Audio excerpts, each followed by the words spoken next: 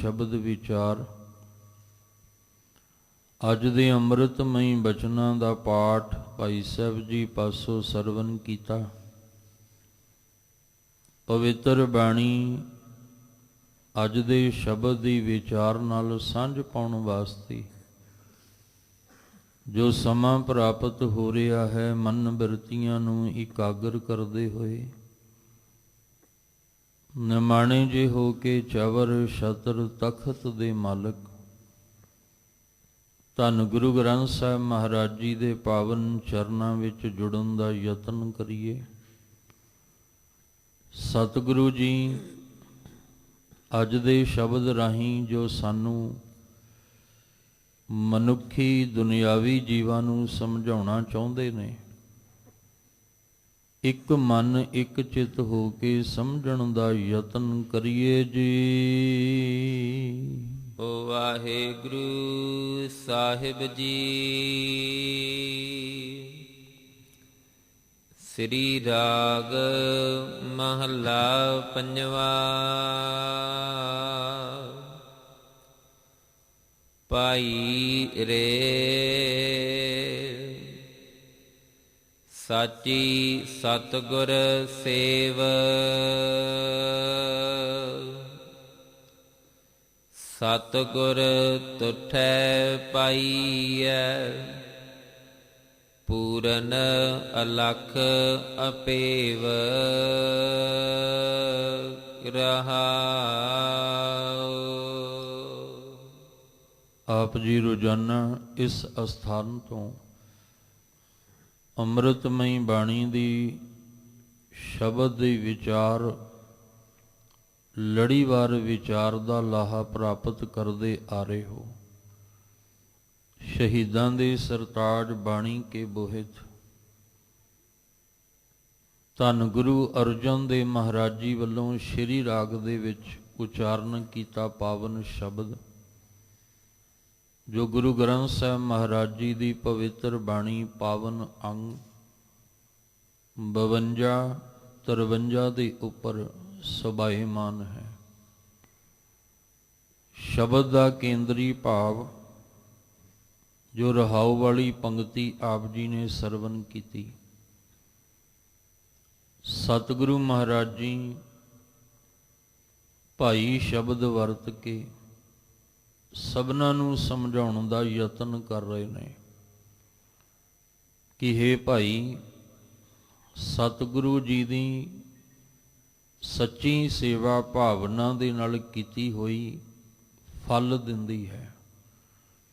ਸਤਿਗੁਰੂ ਜੀ ਦੀ ਕੀਤੀ ਹੋਈ ਸੇਵਾ ਨਿਫਲ ਨਹੀਂ, ਸਫਲ ਹੈ। ਤੇ ਜਦੋਂ ਸਤਿਗੁਰੂ ਜੀ ਸਾਡੀ ਭਾਵਨਾ ਵਾਲੀ ਸੇਵਾ ਨੂੰ ਵੇਖਦੇ ਆ ਤੇ ਤਰੁੱਠਦੇ ਨੇ, ਪ੍ਰਸੰਨ ਹੁੰਦੇ ਨੇ। ਤੇ ਜਦੋਂ ਪ੍ਰਸੰਨ ਹੁੰਦੇ ਨੇ ਤੇ ਪਰਮੇਸ਼ਵਰ ਦੀ ਪ੍ਰਾਪਤੀ ਹੁੰਦੀ ਹੈ। ਸਾਹਿਬ ਜੀ ਕਹਿੰਦੇ ਭਾਈ ਰੇ ਸਾਚੀ ਸਤਿਗੁਰ ਸੇਵਾ, ਸਤਿਗੁਰੂ ਜੀ ਦੇ ਦਰ ਤੇ ਕੀਤੀ ਹੋਈ ਸੇਵਾ ਸੱਚੀ ਹੈ। ਸਾਚੀ ਦਾ ਅਰਥ ਸਫਲ ਹੈ। ਬੜੀ ਵਾਰ ਆਪਾਂ ਬਚਨ ਪੜ੍ਹੇ ਕਿ ਸਾਹਿਬ ਜੀ ਦੇ ਦਰ ਦੀ ਸੇਵਾ ਸਫਲ ਹੈ, ਪਰ ਚਿੱਤ ਲਾ ਕੇ ਭਾਵਨਾ ਨਾਲ ਕੀਤੀ ਹੋਵੇ। ਚਿੱਤ ਦੇ ਵਿੱਚ, ਭਾਵਨਾ ਦੇ ਵਿੱਚ ਹੋਵੇ। ਸਿਰਫ ਬਾਹਰੋਂ ਵਿਖਾਵਾ, ਫਾਰਮੈਲਿਟੀ ਨਾ ਹੋਵੇ ਕਿ ਦੁਨੀਆ ਨੂੰ ਦਿਖਾਉਣ ਵਾਸਤੇ ਨਹੀਂ, ਆਸ ਪਾਸ ਨੂੰ ਦਿਖਾਉਣ ਵਾਸਤੇ ਨਹੀਂ, ਸਿਰਫ ਸਤਿਗੁਰੂ ਜੀ ਦੀਆਂ ਖੁਸ਼ੀਆਂ ਲੈਣ ਵਾਸਤੇ। ਸਾਹਿਬ ਜੀ ਦੇ ਬਚਨ ਆਪਾਂ ਪੜ੍ਹਦੇ ਹਾਂ, ਸਤਿਗੁਰ ਕੀ ਸੇਵਾ ਸਫਲ ਹੈ। ਇੱਥੇ ਮਹਾਰਾਜ ਕਹਿੰਦੇ ਆ ਭਾਈ ਰੇ ਸਾਚੀ ਸਤਿਗੁਰ ਸੇਵ। ਸਤਿਗੁਰੂ ਦੀ ਜਿਹੜੀ ਸੇਵਾ ਹੈ ਉਹ ਸਾਚੀ ਹੈ, ਉਹ ਸਫਲ ਹੈ। ਪਰ ਉਹ ਕਿਵੇਂ ਹੈ? ਸਤਿਗੁਰ ਕੀ ਸੇਵਾ ਸਫਲ ਹੈ ਜੇ ਕੋ ਕਰੇ ਚਿੱਤ ਲਾਏ। ਚਿੱਤ ਲਾ ਕੇ ਜਦੋਂ ਅਸੀਂ ਸੇਵਾ ਕਰਾਂਗੇ ਤੇ ਉਹ ਨਿਫਲ ਨਹੀਂ ਜਾਏਗੀ, ਉਹਦਾ ਫਲ ਸਾਡੀ ਝੋਲੀ ਵਿੱਚ ਜ਼ਰੂਰ ਪਵੇਗਾ। ਸਾਨੂੰ ਜੀਵਨ ਵਿੱਚ ਮਾਨਸਿਕ ਤਲ, ਆਤਮਿਕ ਤਲ ਤੇ ਫਲ ਦੀ ਪ੍ਰਾਪਤੀ ਜ਼ਰੂਰ ਹੋਏਗੀ, ਪਰ ਜੇ ਦਾ ਅਰਥ ਹੈ, ਸ਼ਰਤ ਹੈ ਇਹ ਵੀ ਚਿੱਤ ਲਾ ਕੇ ਸੇਵਾ ਕੀਤੀ ਹੋਵੇ।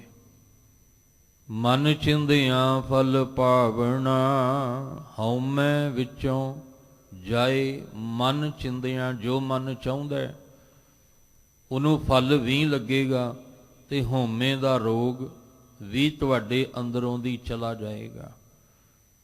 ਇਸ ਲਈ ਭਾਈ ਰੇ ਸਾਚੀ ਸਤਿਗੁਰ ਸੇਵ, ਸਤਿਗੁਰੂ ਦੇ ਦਰ ਤੇ ਕੀਤੀ ਹੋਈ ਸੇਵਾ ਸਫਲ ਹੈ। ਤੇ ਜਦੋਂ ਅਸੀਂ ਚਿੱਤ ਲਾ ਕੇ ਭਾਵਨਾ ਵਿੱਚ, ਪਿਆਰ ਵਿੱਚ ਭਿੱਜ ਕੇ ਸੇਵਾ ਨਿਭਾਵਾਂਗੇ, ਸਤਿਗੁਰ ਤੁਠੈ ਪਾਈਐ। ਫਿਰ ਸਤਿਗੁਰੂ ਜੀ ਤਰੁੱਠਦੇ ਨੇ ਉਹਦੇ ਉੱਤੇ, ਸਤਿਗੁਰੂ ਜੀ ਉਹਦੇ ਉੱਤੇ ਪ੍ਰਸੰਨ ਹੁੰਦੇ ਨੇ।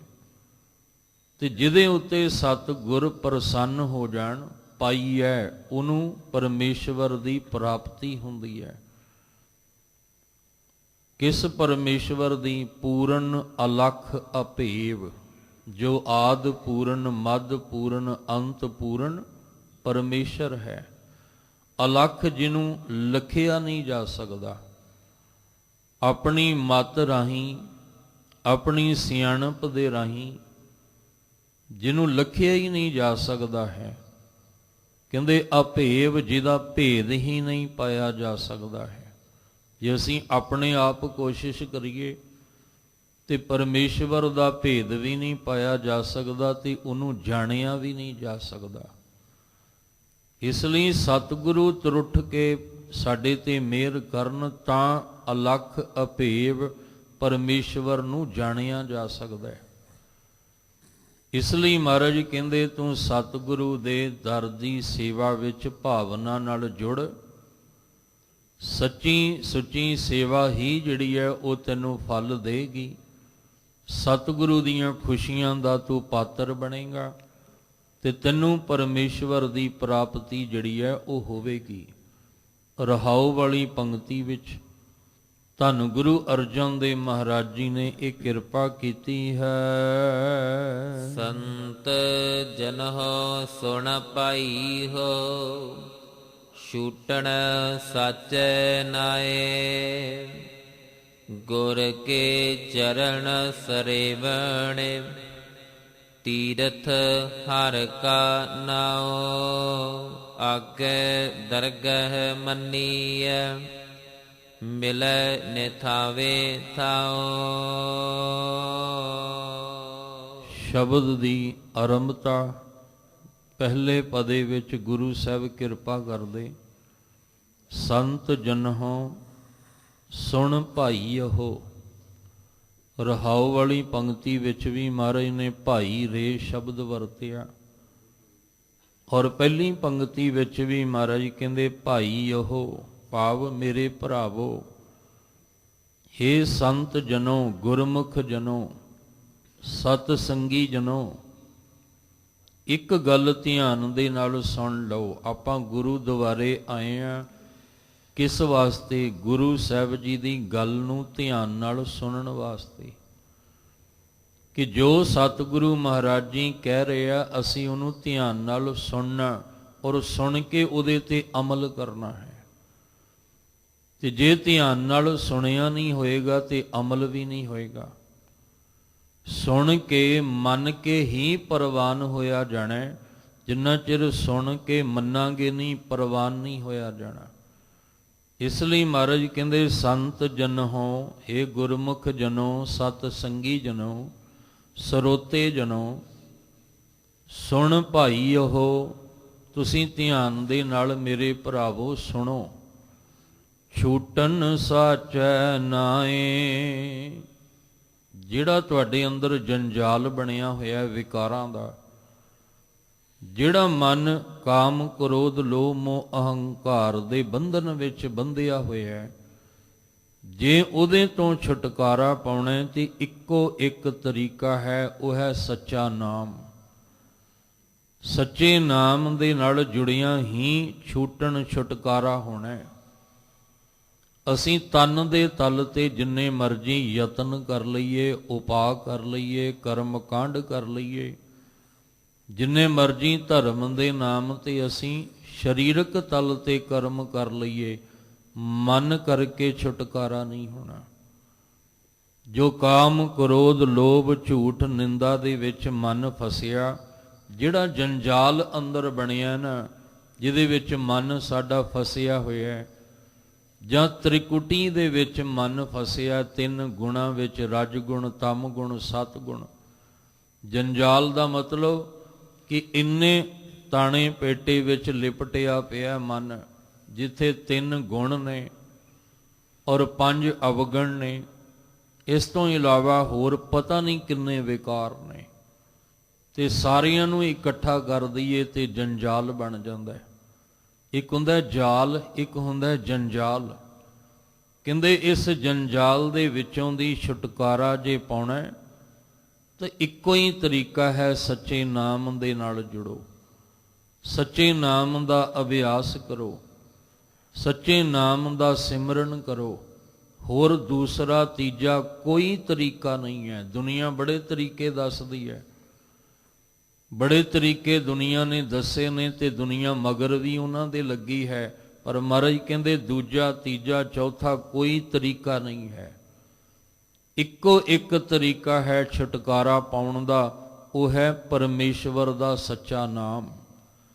ਸੰਤ ਜਨਹੁ ਸੁਣ ਭਾਈਓ, ਛੂਟਨ ਸਾਚੈ ਨਾਏ।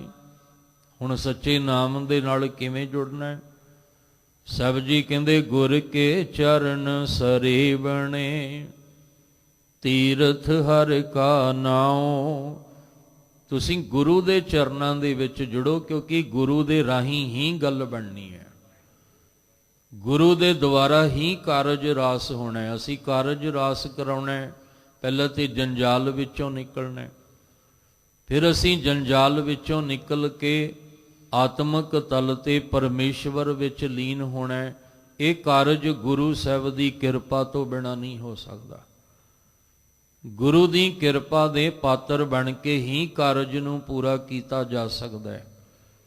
ਇਸ ਲਈ ਸਾਹਿਬ ਜੀ ਕਹਿੰਦੇ ਗੁਰੂ ਦੇ ਚਰਨ ਜਿਹੜੇ ਨੇ ਸਰੇਵਣੇ ਨੇ, ਪੂਜਣ ਯੋਗ ਨੇ। ਅਸੀਂ ਕਈ ਥਾਵਾਂ ਐਸੀਆਂ ਬਣਾ ਲਈਆਂ ਬੇਲੋੜੀਆਂ, ਜਿਹਦੀ ਲੋੜ ਨਹੀਂ ਸੀ, ਐਸੀਆਂ ਬੇਲੋੜੀਆਂ ਥਾਵਾਂ ਬਣਾ ਲਈਆਂ ਜਿਨ੍ਹਾਂ ਨੂੰ ਬਾਅਦ ਵਿੱਚ ਪੂਜਣ ਯੋਗ ਬਣਾ ਦਿੱਤਾ, ਔਰ ਜਿਨ੍ਹਾਂ ਦਾ ਕੁਛ ਪਿਛੋਕੜ ਜਿਹੜਾ ਉਹ ਨਜ਼ਰ ਹੀ ਕੋਈ ਨਹੀਂ ਆਉਂਦਾ। ਜੇ ਪੁੱਛਿਆ ਜਾਏ ਵੀ ਇਹ ਪੂਜਣ ਯੋਗ ਕਿਉਂ ਹੈ, ਤੇ ਕੋਈ ਜਵਾਬ ਨਹੀਂ।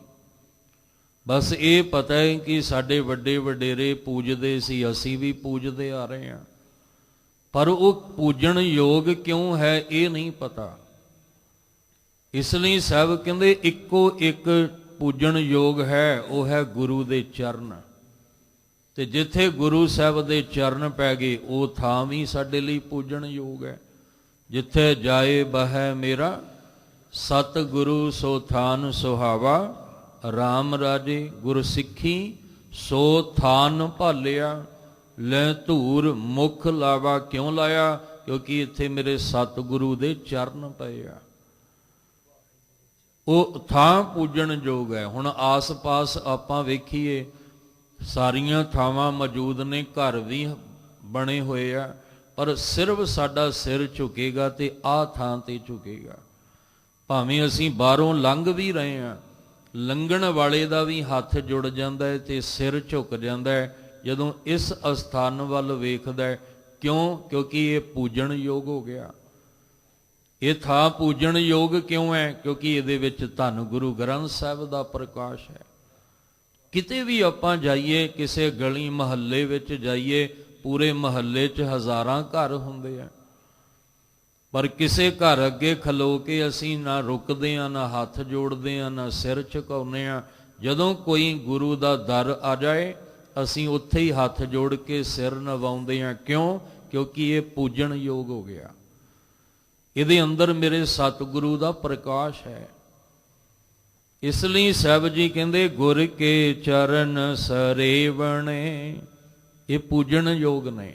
ਇਹ ਸਤਿਕਾਰਯੋਗ ਨੇ, ਕਿਉਂਕਿ ਗੁਰੂ ਦੇ ਰਾਹੀਂ ਹੀ ਜਿਹੜੀ ਆ ਉਹ ਸਾਰੀ ਬਖਸ਼ਿਸ਼ ਮਿਲਣੀ ਹੈ। ਗੁਰੂ ਦੇ ਮਿਲਾਪ ਦੇ ਵਿੱਚ ਹੀ ਸਾਰੀਆਂ ਬਖਸ਼ਿਸ਼ਾਂ ਨੇ। ਵੱਡੀ ਵਡਿਆਈ ਅਚਰਜ ਸ਼ੋਭਾ ਕਾਰਜ ਆਇਆ ਰਾਸੇ, ਨਾਨਕ ਕਉ ਗੁਰ ਪੂਰਾ ਭੇਟਿਓ ਸਗਲੇ ਦੁਖ ਬਿਨਾਸੇ। ਪੂਰੇ ਗੁਰੂ ਦੇ ਮਿਲਾਪ ਵਿੱਚ ਹੀ ਸਾਡਾ ਜੰਜਾਲ ਤੋਂ ਛੁਟਕਾਰਾ ਤੇ ਦੁੱਖ ਤੋਂ ਛੁਟਕਾਰਾ ਹੋਣਾ ਹੈ। ਪੂਰੇ ਗੁਰੂ ਨੇ ਜਿਸ ਉੱਪਰ ਆਪਣੀ ਕਿਰਪਾ ਕੀਤੀ ਹੈ, ਉਹਦੇ ਜੀਵਨ ਅੰਦਰ ਹੀ ਖੁਸ਼ਹਾਲੀ ਆਈ, ਉਹਦੇ ਜੀਵਨ ਵਿੱਚ ਹੀ ਆਨੰਦ ਖੁਸ਼ੀ ਖੇੜਾ ਆਇਆ। ਗੁਰ ਪੂਰੈ ਕੀਤੀ ਪੂਰੀ, ਕਹਿੰਦੇ ਜਿਹਦੇ ਉੱਤੇ ਗੁਰੂ ਨੇ ਆਪਣੀ ਪੂਰੀ ਕਿਰਪਾ ਪੂਰੀ ਬਖਸ਼ਿਸ਼ ਕਰ ਦਿੱਤੀ ਹੈ। ਇਸ ਲਈ ਸਭ ਕਹਿੰਦੇ ਗੁਰੂ ਸਾਹਿਬ ਦੇ ਚਰਨ ਜਿਹੜੇ ਨੇ ਉਹ ਪੂਜਣ ਯੋਗ। ਤੀਰਥ ਹਰਿ ਕਾ ਨਾਉ, ਤੇ ਤੀਰਥ ਹਰੀ ਦਾ ਨਾਮ ਹੈ, ਪਰਮੇਸ਼ਵਰ ਦਾ ਨਾਮ ਹੈ। ਹੁਣ ਤੀਰਥ ਤਾਂ ਬਾਹਰ ਦੇਖਿਆ ਜਾਏ ਤੇ ਬਹੁਤ ਨੇ, ਬੜੇ ਥਾਵਾਂ ਤੇ ਬੜੇ ਤੀਰਥ ਬਣੇ ਹੋਏ ਨੇ, ਪਰ ਮਹਾਰਾਜ ਗੁਰੂ ਗ੍ਰੰਥ ਸਾਹਿਬ ਜੀ ਕੀ ਕਹਿੰਦੇ ਆ?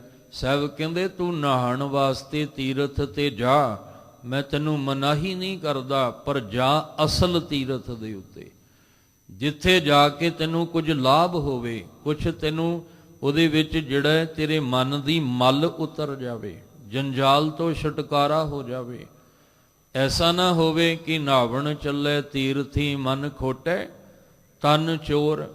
ਮਨ ਖੋਟ ਹੋਵੇ, ਤਨ ਚੋਰ ਹੋਵੇ, ਤੇ ਉੱਥੇ ਜਾ ਕੇ ਤੂੰ ਤੀਰਥ ਤੇ ਨਹਾ ਕੇ ਕਵੇਂ ਵੀ ਮੈਂ ਪਵਿੱਤਰ ਹੋ ਗਿਆ, ਤੂੰ ਪਵਿੱਤਰ ਕੋਈ ਨਹੀਂ ਹੋਇਆ, ਸਗੋਂ ਇੱਕ ਮਲ ਲਾ ਕੇ ਦੁੱਗਣੀ ਹੋਰ ਚੜਾ ਕੇ ਆ ਗਿਆ ਤੂੰ।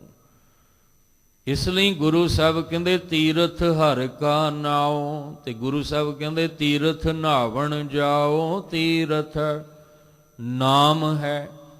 ਸਭ ਤੋਂ ਵੱਡਾ ਤੀਰਥ ਪਰਮੇਸ਼ਵਰ ਦਾ ਨਾਮ ਹੈ। ਹੁਣ ਇੱਕ ਗੱਲ ਥੋੜੀ ਸਮਝਿਓ ਵੀ ਗੁਰੂ ਸਾਹਿਬ ਕਹਿੰਦੇ ਤੀਰਥ ਨਹਾਵਣ ਜਾਓ, ਤੀਰਥ ਨਾਮ ਹੈ, ਤੇ ਤੀਰਥ ਨਾਮ ਕਿੱਥੇ ਹੈ? ਜਿਹੜਾ ਉਹ ਤੀਰਥ ਹੈ ਨਾਮ ਦਾ, ਉਹ ਕਿੱਥੇ ਹੈ? ਉਹ ਵੀ ਗੁਰੂ ਗ੍ਰੰਥ ਸਾਹਿਬ ਵਿੱਚ ਹੈ। ਤੇ ਜਿਹੜੇ ਗੁਰੂ ਸਾਹਿਬ ਦੇ ਚਰਨ ਆਪਾਂ ਪੂਜਣੇ ਨੇ, ਉਹ ਵੀ ਗੁਰੂ ਗ੍ਰੰਥ ਸਾਹਿਬ ਹੈ। ਕੱਲ ਆਪ ਜੀ ਨੇ ਜਿਹੜਾ ਸ਼ਬਦ ਵਿਚਾਰਿਆ, ਉਹਦੇ ਵਿੱਚ ਵੀ ਮਹਾਰਾਜ ਨੇ ਕਲੀਅਰ ਕੀਤੀ, ਅੱਜ ਦੇ ਸ਼ਬਦ ਵਿੱਚ ਵੀ ਗੱਲ ਕਲੀਅਰ ਕਰਨੀ ਹੈ। ਉਹ ਗੱਲ ਕੀ ਹੈ? ਸਾਹਿਬ ਜੀ ਕਹਿੰਦੇ ਆ ਵੀ ਗੁਰ ਪਰਮੇਸ਼ਰ ਪੂਜੀਐ, ਮਨ ਤਨ ਲਾਏ ਪਿਆਰ। ਤੂੰ ਇੱਕ ਗੁਰੂ ਗ੍ਰੰਥ ਸਾਹਿਬ ਦੀ ਹਜ਼ੂਰੀ ਵਿੱਚ ਆ ਜਾ ਤੇ ਮਨ ਵਿੱਚ ਤੇ ਤਨ ਵਿੱਚ ਪ੍ਰੇਮ ਲੈ ਕੇ ਆ, ਪਿਆਰ ਲੈ ਕੇ ਆ। ਜਦੋਂ ਤੂੰ ਮਨ ਵਿੱਚ ਤਨ ਵਿੱਚ ਪ੍ਰੇਮ ਲੈ ਕੇ ਆਏਗਾ, ਤੈਨੂੰ ਗੁਰੂ ਵੀ ਇੱਥੇ ਹੀ ਮਿਲੇਗਾ ਤੇ ਤੀਰਥ ਜਿਹੜਾ ਨਾਮ ਦਾ ਉਹ ਵੀ ਤੈਨੂੰ ਇੱਥੇ ਹੀ ਮਿਲੇਗਾ। ਕਿਉਂਕਿ ਗੁਰ ਪਰਮੇਸ਼ਰ ਇੱਕੋ ਜਾਨ, ਗੁਰ ਤੇ ਪਰਮੇਸ਼ਰ ਇੱਕੋ ਹੀ ਸਿੱਕੇ ਦੇ ਦੋਨੋਂ ਪਹਿਲੂ ਨੇ। ਗੁਰੂ ਵੀ ਇੱਥੇ ਹੀ ਹੈ ਤੇ ਨਾਮ ਦਾ ਤੀਰਥ ਵੀ ਇੱਥੇ ਹੀ ਹੈ। ਗੁਰੂ ਕੀ ਹੈ?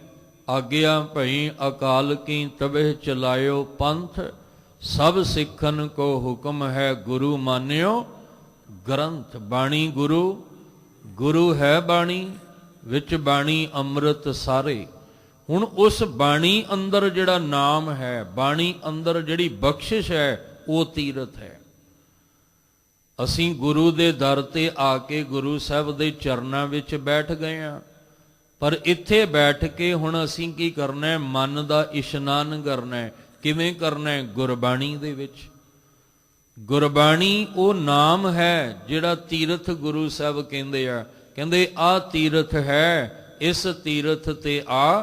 ਪਹਿਲਾਂ ਗੁਰੂ ਦੇ ਚਰਨ, ਪਹਿਲਾਂ ਆਪਾਂ ਆ ਕੇ ਨਮਸਕਾਰੀ ਕਰਦੇ ਹਾਂ, ਪਹਿਲਾਂ ਆ ਕੇ ਅਸੀਂ ਮੱਥਾ ਹੀ ਟੇਕਦੇ ਹਾਂ, ਸਿਰ ਨਵਾਉਂਦੇ ਹਾਂ, ਫਿਰ ਬੈਠ ਕੇ ਅਸੀਂ ਗੁਰਬਾਣੀ ਸੁਣਦੇ ਹਾਂ। ਗੁਰੂ ਸਾਹਿਬ ਦੇ ਦਰ ਤੇ ਆਉਣਾ ਕੀ ਹੈ? ਮੱਥਾ ਟੇਕਣਾ ਕੀ ਹੈ? ਗੁਰ ਕੇ ਚਰਨ ਸਰੇਵਣੇ। ਤੇ ਜਦੋਂ ਅਸੀਂ ਬੈਠ ਕੇ ਗੁਰਬਾਣੀ ਦਾ ਰਸ ਲੈਣਾ, ਗੁਰਬਾਣੀ ਦਾ ਆਨੰਦ ਲੈਣਾ, ਗੁਰਬਾਣੀ ਨੂੰ ਸਰਵਣ ਕਰਨਾ, ਤੀਰਥ ਹਰਿ ਕਾ ਨਾਉ, ਤੇ ਇਹੀ ਸਾਡਾ ਤੀਰਥ ਹਰੀ ਦੇ ਨਾਮ ਦਾ ਬਣ ਜਾਣਾ ਹੈ। ਸਾਨੂੰ ਕਿਤੇ ਵੀ ਭਟਕਣ ਦੀ ਲੋੜ ਨਹੀਂ ਹੈ। ਤਾਂ ਹੀ ਤੇ ਆਖੇ ਸੀ ਸਭ ਕੁਝ ਗੁਰੂ ਦੇ ਚਰਨਾਂ ਵਿੱਚ ਹੈ। ਸਾਡੇ ਲਈ ਤਾਂ ਗੁਰ ਈਸ਼ਰ, ਗੁਰ ਗੋਰਖ, ਬਰਮਾ ਗੁਰ ਪਾਰ, ਬੱਤੀ ਮਾਈ ਸਾਡੇ ਲਈ ਤਾਂ ਸਭ ਕੁਝ ਹੀ ਗੁਰੂ ਸਾਹਿਬ ਦੇ ਚਰਨਾਂ 'ਚ ਹੈ। ਇਸ ਲਈ ਸਾਹਿਬ ਜੀ ਕਹਿੰਦੇ ਆ ਕਿ ਹੇ ਸਤ ਸੰਗੀ ਜਨੋ, ਗੁਰਮੁਖ ਜਨੋ, ਮੇਰੇ ਭਾਈਓ, ਤੁਸੀਂ ਗੁਰੂ ਸਾਹਿਬ ਦੇ ਚਰਨਾਂ ਵਿੱਚ ਆਓ। ਗੁਰੂ ਸਾਹਿਬ ਦੇ ਚਰਨ ਪੂਜਣ ਯੋਗ ਨੇ। ਔਰ ਤੀਰਥ ਹਰਿ ਕਾ ਨਾਉ, ਤੀਰਥ ਜਿਹੜਾ ਹੈ ਉਹ ਪਰਮੇਸ਼ਵਰ ਦਾ ਨਾਮ ਹੈ।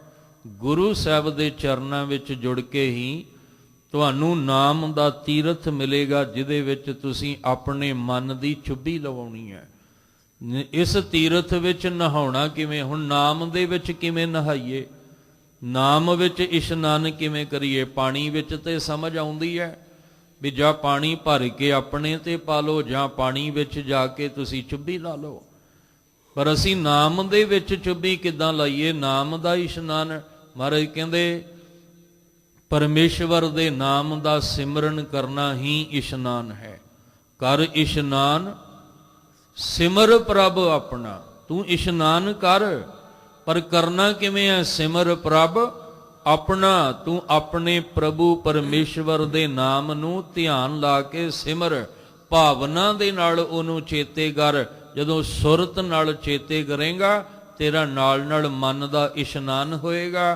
ਤੇ ਜਿਵੇਂ ਜਿਵੇਂ ਇਸ਼ਨਾਨ ਕਰੇਗਾ, ਮਨ ਤਨ ਭਏ ਅਰੋਗਾ। ਮਨ ਦੇ ਨਾਲ ਨਾਲ ਤੇਰਾ ਤਨ ਵੀ ਅਰੋਗ ਹੋ ਜਾਏਗਾ।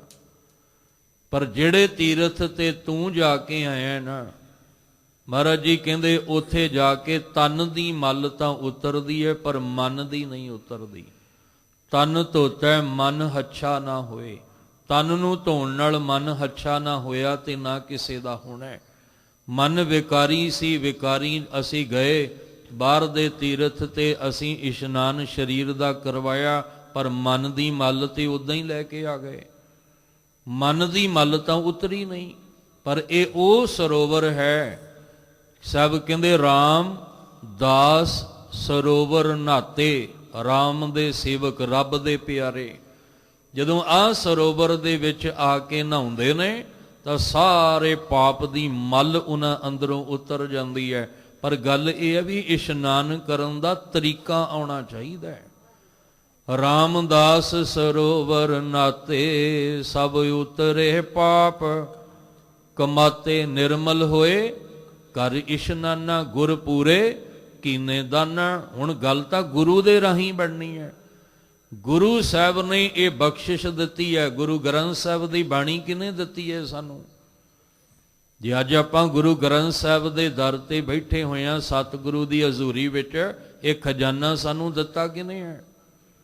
ਗੁਰੂ ਸਾਹਿਬ ਦੇ ਰਾਹੀਂ ਹੀ ਸਾਨੂੰ ਇਹ ਖਜ਼ਾਨਾ ਮਿਲਿਆ। ਗੁਰ ਪੂਰੇ ਕੀਨੇ ਦਾਨਾ, ਇਹ ਬਖਸ਼ਿਸ਼ ਗੁਰੂ ਨੇ ਦਿੱਤੀ ਹੈ। ਤੇ ਜਿਹੜੇ ਗੁਰੂ ਸਾਹਿਬ ਦੇ ਚਰਨਾਂ 'ਚ ਆ ਕੇ ਰਾਮਦਾਸ ਸਰੋਵਰ ਨਹਾਤੇ, ਸਭ ਉਤਰੇ ਪਾਪ ਕਮਾਤੇ। ਉਹਨਾਂ ਦੇ ਕਮਾਏ ਹੋਏ ਪਾਪ ਉਤਰ ਗਏ, ਮਲ ਉਤਰ ਗਈ, ਜਿਨ੍ਹਾਂ ਨੇ ਗੁਰੂ ਚਰਨਾਂ ਵਿੱਚ ਆ ਕੇ ਇਸ ਨਾਮ ਦੇ ਤੀਰਥ ਵਿੱਚ ਦਾਸ ਸੇਵਕ ਬਣ ਕੇ ਚੁੱਭੀ ਲਾਈ ਹੈ।